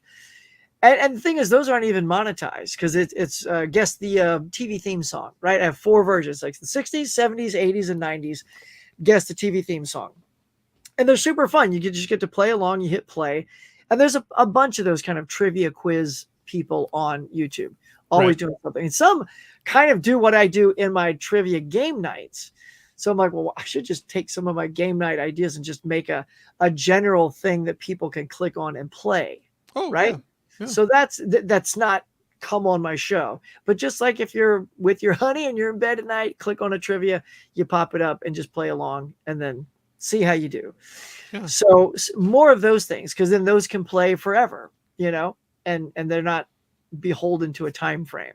Mm-hmm. So those are things I'm hoping to maybe, they're a little time consuming because you got to create the graphics and create the look and create the countdown, all that stuff.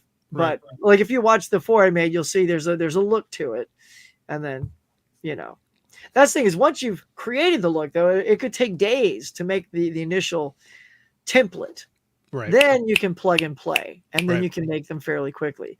But getting to that where you're aesthetically proud and pleased with that's how you want it to look, Right. that takes work. Oh, sure. I could see that. For And even sure. when it's done, I'm like, I would have changed something. But it's too late now. Yeah. Well, we are always our own worst critics, right? You know, Oh, yeah. you know, we always criticize ourselves. Quiet, Siri. Siri's telling me something went wrong. What you talking See, about? even Siri's telling you're wrong. Come on. It's like, come on, Siri. Don't you turn on me now, too. Redo your graphics. Yeah, right. How dare you? Yeah. Jeff was jumping in there saying, yeah, the algorithm can be mean. For Dude, sure. it's so true. Yeah. And then Johnny, just watch. Corey's now going to get hit with a copyright notice for Because of my Huck's rant.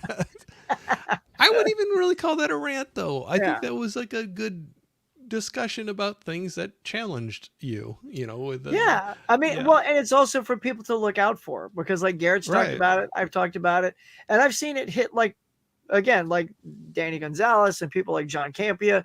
They've all talked about how YouTube like tagged something that they did. And they're like, well, that's under fair use. Or if you're maybe reporting on something, sort of you're a newsworthy channel, Right. you've got to, you can use news stuff, but you got to pause it like for a certain amount of time. You can play a little bit, then you got to pause it, talk about it. Otherwise, you're just blatantly repeating someone's footage on your Correct. channel. Oh, that was another thing. That was another thing. They said something about I was utilizing someone else's material, which really irked me because I don't use anyone's stuff.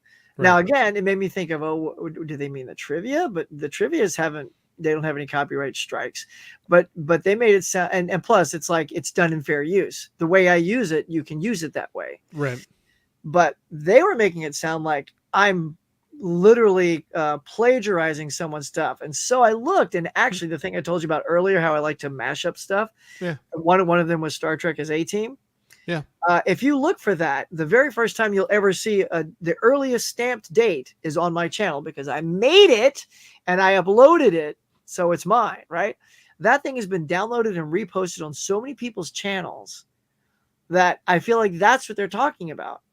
And so I called them on that. I said, listen, you keep saying I'm you, but I want you to know my stuff is being pirated and used without my permission, and no one's given me credit on their channel. In fact, I had to go to, I was in a chat war with somebody saying, and they're like, well, how do I know it's you? I'm like, are you kidding me? Well, you literally know it's not yours. my channel Yeah, right. and put it on your channel. Right. So yeah. So that's the kind of thing that, you know, I called them on, and they still, that wasn't good enough. Even though I proved, I said, I can give you all the sites that when I Google search my thing, or not Google, but YouTube search, there's at least 10 sites that have that video on it. Huh. With no credit. So yeah, it's interesting for sure. Yeah, we got Brian saying Siri didn't like that video either, apparently. Yeah, what does she know? Oh, and then Johnny was saying, I've been hit with one copyright notice. No idea why. Yeah, and they won't tell you. You'll just have to figure it out, Johnny. Look who we got in here. We got Mel. Hey, Corey and Huck. Mel. I'm going to be watching a replay here. Yes. I know. I hate when... You know, you never can never cross over with other people, but we had a pretty cool live stream that was going on tonight too. And some of you probably checked into it, and I don't blame you one bit, but if you didn't, you need to go over and check out, I believe it was over on Mel's channel. Oh yeah. The Lost Girls on Mel's channel. We had the Lost Girls back. The reunited tour. Super the reunion excited. Tour. So I hope it went well, Mel. Yeah, me too. I will be watching that. So sorry. You know, I wish I always could miss everybody else's things, but very cool for you to jump in here, and I'll be watching the replay, and I hope other people do as well, for sure. A lot of people saying hi to Mel and saying it's cool. You guys are the best. I appreciate that. Yeah. I'll take it. That's a win for me. So everybody's saying hi. I guess I don't know if I've really heard you talk about it too much, but I saw a question from Prince here that I was missing. But do you have video game nostalgia? Did you ever Well, play I video I games? mean, Or I'll say yes in the sense of I love. Okay, so I grew up in the '80s, and we had totally losing my voice. We may have to quit just because I'll start losing my voice. Um, I'm glad tomorrow night's not a live thing. So, growing up in the '80s, we had arcades, man, and I just Oh yeah. loved going into the arcades, dumping quarters in, playing, Dig Dug, Mario, Joust, all these things. Just that's the kind of like memory I have when it comes to games. Home consoles, there's a few that are fun. It's hard to call that nostalgic because they're too new, but like there are games that I play, like we played with my daughter when she, for Christmas, the big Christmas thing was buying a PS4, like Okay. Yeah. whatever Yeah. that was 8 years Yeah. ago or whenever that was Yeah. big. And then buying like Lego Dimensions and Disney Infinity, where you buy characters to add into the game, right? It's a brilliant concept. At first I thought, oh, what a gimmick to get more money is you have a game you're going to play, but you got to buy the people. That ended up being the greatest concept I'd ever heard of because Yeah. with Lego Dimensions, right? You've got the gaming console, right? And you got the universe and the worlds on the disc, but now you can play Superman with a Ghostbuster and Scooby-Doo and a Powerpuff Girl and go on Right. an adventure. I'm like, this is insane. The fact Yep. that you can take all these different properties, Beetlejuice with, Knight Rider with, Ethan Hunt from Mission Impossible and go on the Right. adventures with these characters and Mr. T. Like, I love that they created that ability to do that. And A to lot of me, crossover. it was struck down too soon because they said it was, I guess, too expensive to keep up. Mm. Because I was hoping like maybe Indiana Jones was going to come in there Oh, and sure. maybe Star Wars if they could do Star Wars, Sure. and they just, and then it was over. So that's the newer nostalgia stuff. I do like some older original Nintendo games. When the Yeah. 8-bit player was out, is that 8 or the 16-bit? Yeah, some fun stuff. But most of this nostalgia is heaped for the arcades, and we Oh. actually have a retro arcade place out here. We had 2 of them, but COVID sadly shut one of them down. Yeah. Same company owned both of them. And of course, the one that was closer to me is the one that shut down, but there's Oh, still of one in course. Pasadena. And you go in there and it's free play. So you just go in, you pay like Oh. one Oh. price, whatever it is, 20, 30 bucks, and you just play for whatever That's the amount of awesome. hours is. And what's great about that too, Corey, is you can just start playing a game. Maybe you've never played this. And if you instantly hate it, just walk away. Just Right. leave the game. You're not out Like you didn't anything. pay for it. And then somebody else will just jump right on, maybe finish your game or whatever.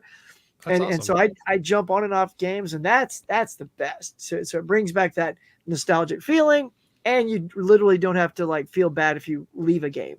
Oh yeah. Man, Yeah. growing up, there was so many times when we could get around an arcade or someplace that had a few arcade games.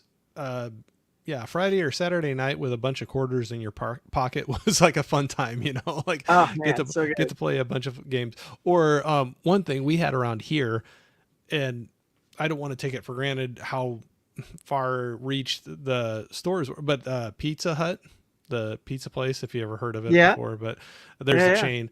Anyway, there was like some local ones, and that was a big deal. We'd go into town on a Friday or Saturday night with a family, go have pizza at Pizza Hut, and they always at least had a couple arcade games, but they usually yeah. always had one of those tabletop Yeah, the tabletop. Pac-Man or Mrs. Pac-Man. Yeah, dude. Absolutely. And you'd sit across from the other person, you'd take turns playing, and that was so much fun. So good.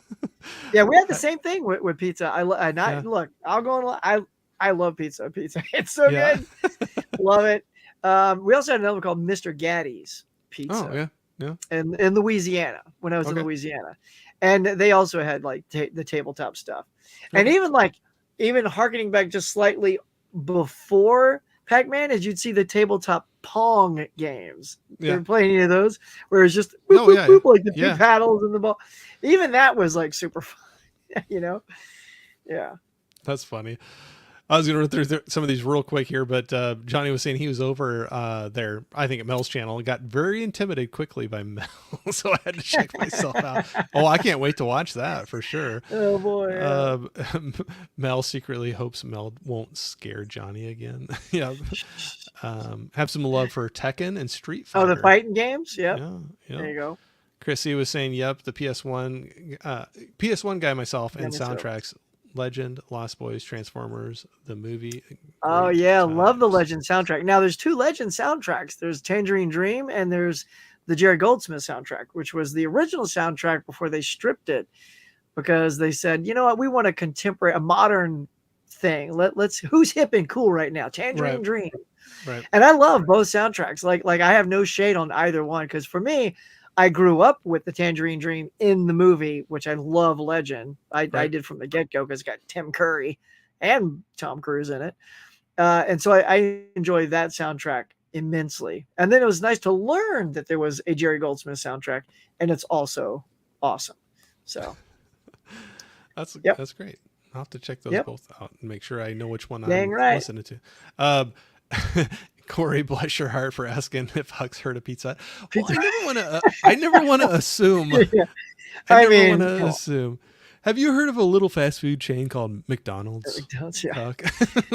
I mean, Like, I don't know. I mean, look, before anything, there was Pizza Hut. It was the OG. Okay. It's the OG. It's the McDonald's of pizza. Okay. I was just I hate assuming somebody knows something. So it's kind of like now I know about them, but like way back, I'd have somebody come up from like Texas and be like, "Oh, you love Whataburger," and I'm like, "I don't know what you're talking about." Or well, that's Jack in the Box, or but I didn't know how regionalized Pizza Hut was. Things were.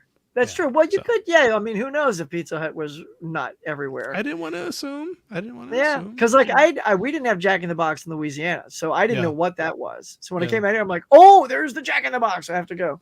Yeah. Nope, we don't have them here. So, but do you have a Raisin Cane's where you are? We do now. Yes. Those yes, we do. So good. Again, we don't have those out here, but that's in Louisiana, and that stuff's so good. That stuff's so good. I remember that was a big deal when they first started coming into our areas. That was a big deal. It was funny how some of them, it causes a big fuss for a while, and there'd be like huge lines. So Raisin Cane's was one that there was huge lines when they opened up. One was Popeye's chicken. So we didn't have Popeyes. That was a recent one that we got around us. That got big lines. That means the rice, baby. Oh yeah.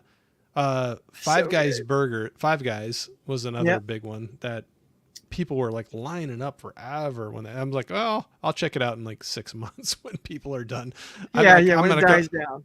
I'm not going to wait 2 hours for a burger, but not making fun of them, but I'm not willing to wait that long for fast food. But we had prize tickets in arcade in the bowling alley in my town. Yeah, for sure. Yep. I remember collecting all those paper tickets. We'd hit the ski ball and like, I love ski ball. Whole thing. Yeah, for sure. Had arcade in our town when I was a kid growing up. Yep. I always had fun. There was a mall we'd go into town, and in the mall, they had a movie theater, and almost right across from it was an arcade. So that was like a perfect weekend night if we could go in, play arcade for a while, go see a movie, Oh yeah, totally, man. We had one of those too. It's the best. Yeah, for you sure. Go in there, and they don't do that anymore. So, but that's cool. I would love to have something like that arcade you're talking about, where you just like pay to enter, and then it's just sorry as I hit my microphone. It's great. We did that. Like the girls took me there for Father's Day a couple of times, and I got like world's coolest dad button and went in there and it was the best. I'm like, it's exactly what the girls always know what to get me because I'm easy if it's about movies or games or pop culture. Yeah, they took me to the Academy Museum. The Motion Picture Academy Museum 1 year. That in fact, I have a video on my channel about that. So that's another one of those that can be played forever, because it just shows off what that museum is like. It's an amazing exhibit. So good. Oh, that's cool. Got some love here for, what did Brian say? I only heard of Tangerine Dream. From Risky Business. Those are some great tracks off of that album. Is your love strong enough? I saw that right there. Is your love strong enough? John Anderson, Or wait, no. There's John Anderson's on there, and then there's the guy who did Love Strong. That's the other singer. Who is it? I can't help you with that. I'm sorry. I'm no help. Yeah. Like usual. Yeah. Right. Well, yeah, good stuff. Yeah, Tangerine Dream, Risky Business, Thief, Legend, Near Dark. Near Dark. Yep. I just They did watched Near good stuff. Dark earlier this year. What did you So, think of that? I had fun with it, but I don't know if I would put it as high as what some of the recommendations came to me on. I had fun. Uh, Bill Paxton looked like he was having fun with his role in that one. Yeah, as always. Yeah, right. So I had fun with it, but I don't put it up as high as what some people were recommending it. So I don't know. I want to be nice because I still had fun with it. I was glad I watched it, Yeah. but I wouldn't put it in my like top vampire movies ever. But that's just me. That doesn't mean Yeah. you're. I Don't get mad I if I you have yours in your top 5 or I something. know, But I know. It's funny because I feel like that's one of those that it feels like it should be as good as Lost Boys, but it's not. yeah, I remember thinking I loved it a lot. And then I there you go. watched it again with my wife, right? And they do really stupid things in the movie. Like again, sort of like, oh, no one would do that. Like, come Right, on right. already. And there's a little shockingly too much of that. They're just like, oh my god, that person is stupid. Because Becky's like, really? And I'm like, "Uh, you know what? You're right. Well, Really?" you're And then I'm like, that is stupid. So you on a tried to rewatch, defend it. yeah, I know I tried, and I'm like, no, that was pretty dumb. But I love but it. now it's been like over 15 years since I had seen it, so I do want to see it again to see if any of that sort of washed away, and then I'll just let it all go and find it better. So I loved it, and then I was like, not so good, and now I want to give it another shot and see if it's like better. Yeah. Well, Huck or Huck. Sorry, I'm looking at you and I'm saying Huck. I'm looking at Right? Holland's name, but I'm looking at Yeah, you. we get Sorry. that a lot. Me and Oh yeah. Holland. Yeah. So Holland was saying Near Dark might be top 10 vampire. Not sure. Okay, that's okay. That's okay if that is for you for sure. Prince he's getting a deep question for you, Huck. 3 things you're thankful for. I mean, that just has to be super easy, really. I mean, it's Yeah, my wife, it's my daughter, and it's this community. there you go. Honestly, because this community I interact with every day, every week, and you're a part of my life now, as they are every day. Right. And that's like, I mean, I got my health, knock on wood. So, Yep. I mean, I got to keep my thankfulness real, and Yeah. it's those two, and it's you guys. So Yeah. No, that was an easy absolutely. question. Yeah, I'm right there with you too. So since I have 2 kids. So my wife and my 2 kids. I'll just like I can cheat and just say my family. So, There you go. so that just takes up one spot. Right, so, right, yeah. so it's like, no, that's cheating, Corey. I'm like, oh, that's all right. But Well, since uh, you're cheating, then what are the other two? Like, you so gave yourself 2 more slots. So I I know, mean, come right? on So now. I should have something really great to say. Yeah, you can't cheat out of it now. I know. So okay. So then I'll just be like, I'll feel like I'm just copying, but definitely family That's top, okay. just like with you, Yeah, top family right there. I'd have to say health, like you said, knock on whatever. yeah. uh, you got to have that as well too, your family, your health, and you can get through a lot of things with that. Friends, so like you said, the community, I consider a lot of people that I've met out here, I consider friends, and I've gotten to know people so much more than just oh, you like Terminator or you don't like Terminator. Like I've learned a lot more about people past that initial, like what our interests are, and then getting deeper in that. So I really appreciate that too. Oh boy. So then if I got a fourth, I got another one But on that's there. 3. Oh, that's 3. Okay. So I'm good. Yeah, Is that 3? I'm good. I yeah, got them. yeah. That's 3. Family, health, and friends. There you go. Yeah. Well, I You could don't say have. I think those are your things you got to have right there. Yeah, I it's mean, pretty solid. Pretty solid. yeah. Yep, absolutely. Corey's Corey's over over. here cheating. Yeah, right. And it moved on me again. I was going to Look, click Mel, on it. just Corey's let like, it happen. It's good. Just Gi- let it happen. give it to me. Give it to me. Yeah, Mel got to call me out on that. So Prince was calling out. He's cashing out. He's got. Yeah. What about Cash? But Prince, thanks for jumping in here. Oh We yeah, had dinner cash. time. All right, Cash. all right. Toss cash in there. Oh, But you can make now through. see, now you know we got Regari. a real fan out there that they know Cash's name. Yeah. Right. Regari, thanks for jumping in, man. Good to see you for sure. Thank you very much. Yeah. I know. I always got to find a way to cheat on some games. But Steve was saying, I truly believe that John Carpenter's Vampires is underrated. That's a fun one. I That's want a to fun see one that again too. Yeah. Did somebody say Terminator? Yep. You're a fan. I know. I know. You're fans of something, but you're also That's right. definitely a fan of Terminator. So same Corey. Yep. I just had to throw something out. I was trying to think of that was the movie that came to mind. I guess there's worse ones to bring up, but been a long time since I've seen that one. Yep. I just saw that. It was just earlier this year for the first time too. I'll admit I hadn't seen it all the way through before. Saying hi to everybody. My ears perk up every time I hear Cameron's name drop. I know you're a huge fan. I know you are. He loves Kirk Cameron. Kirk Cameron? Just like me. I don't think that's you sure? where he's going. You sure? I think, look, Silver Spoon. It's not even so. What was the one he was in? It's not Silver Spoons. That was Ricky Schroeder. Family Ties. No, that was Michael J. Fox. Oh, shoot. It was the other one like that. Oh, gosh, I can't believe it now. Or I can't remember it right now. Kirk Cameron was in. You guys let us know in the chat. What was Kirk Cameron? Somebody's got to have it. Oh, my gosh. I can't believe it. We don't want to have to look it up. We're lazy. You guys Growing Pains. There we go. Growing Brian. Pains. There it is. Thank you. Gold star, man. Oh, man.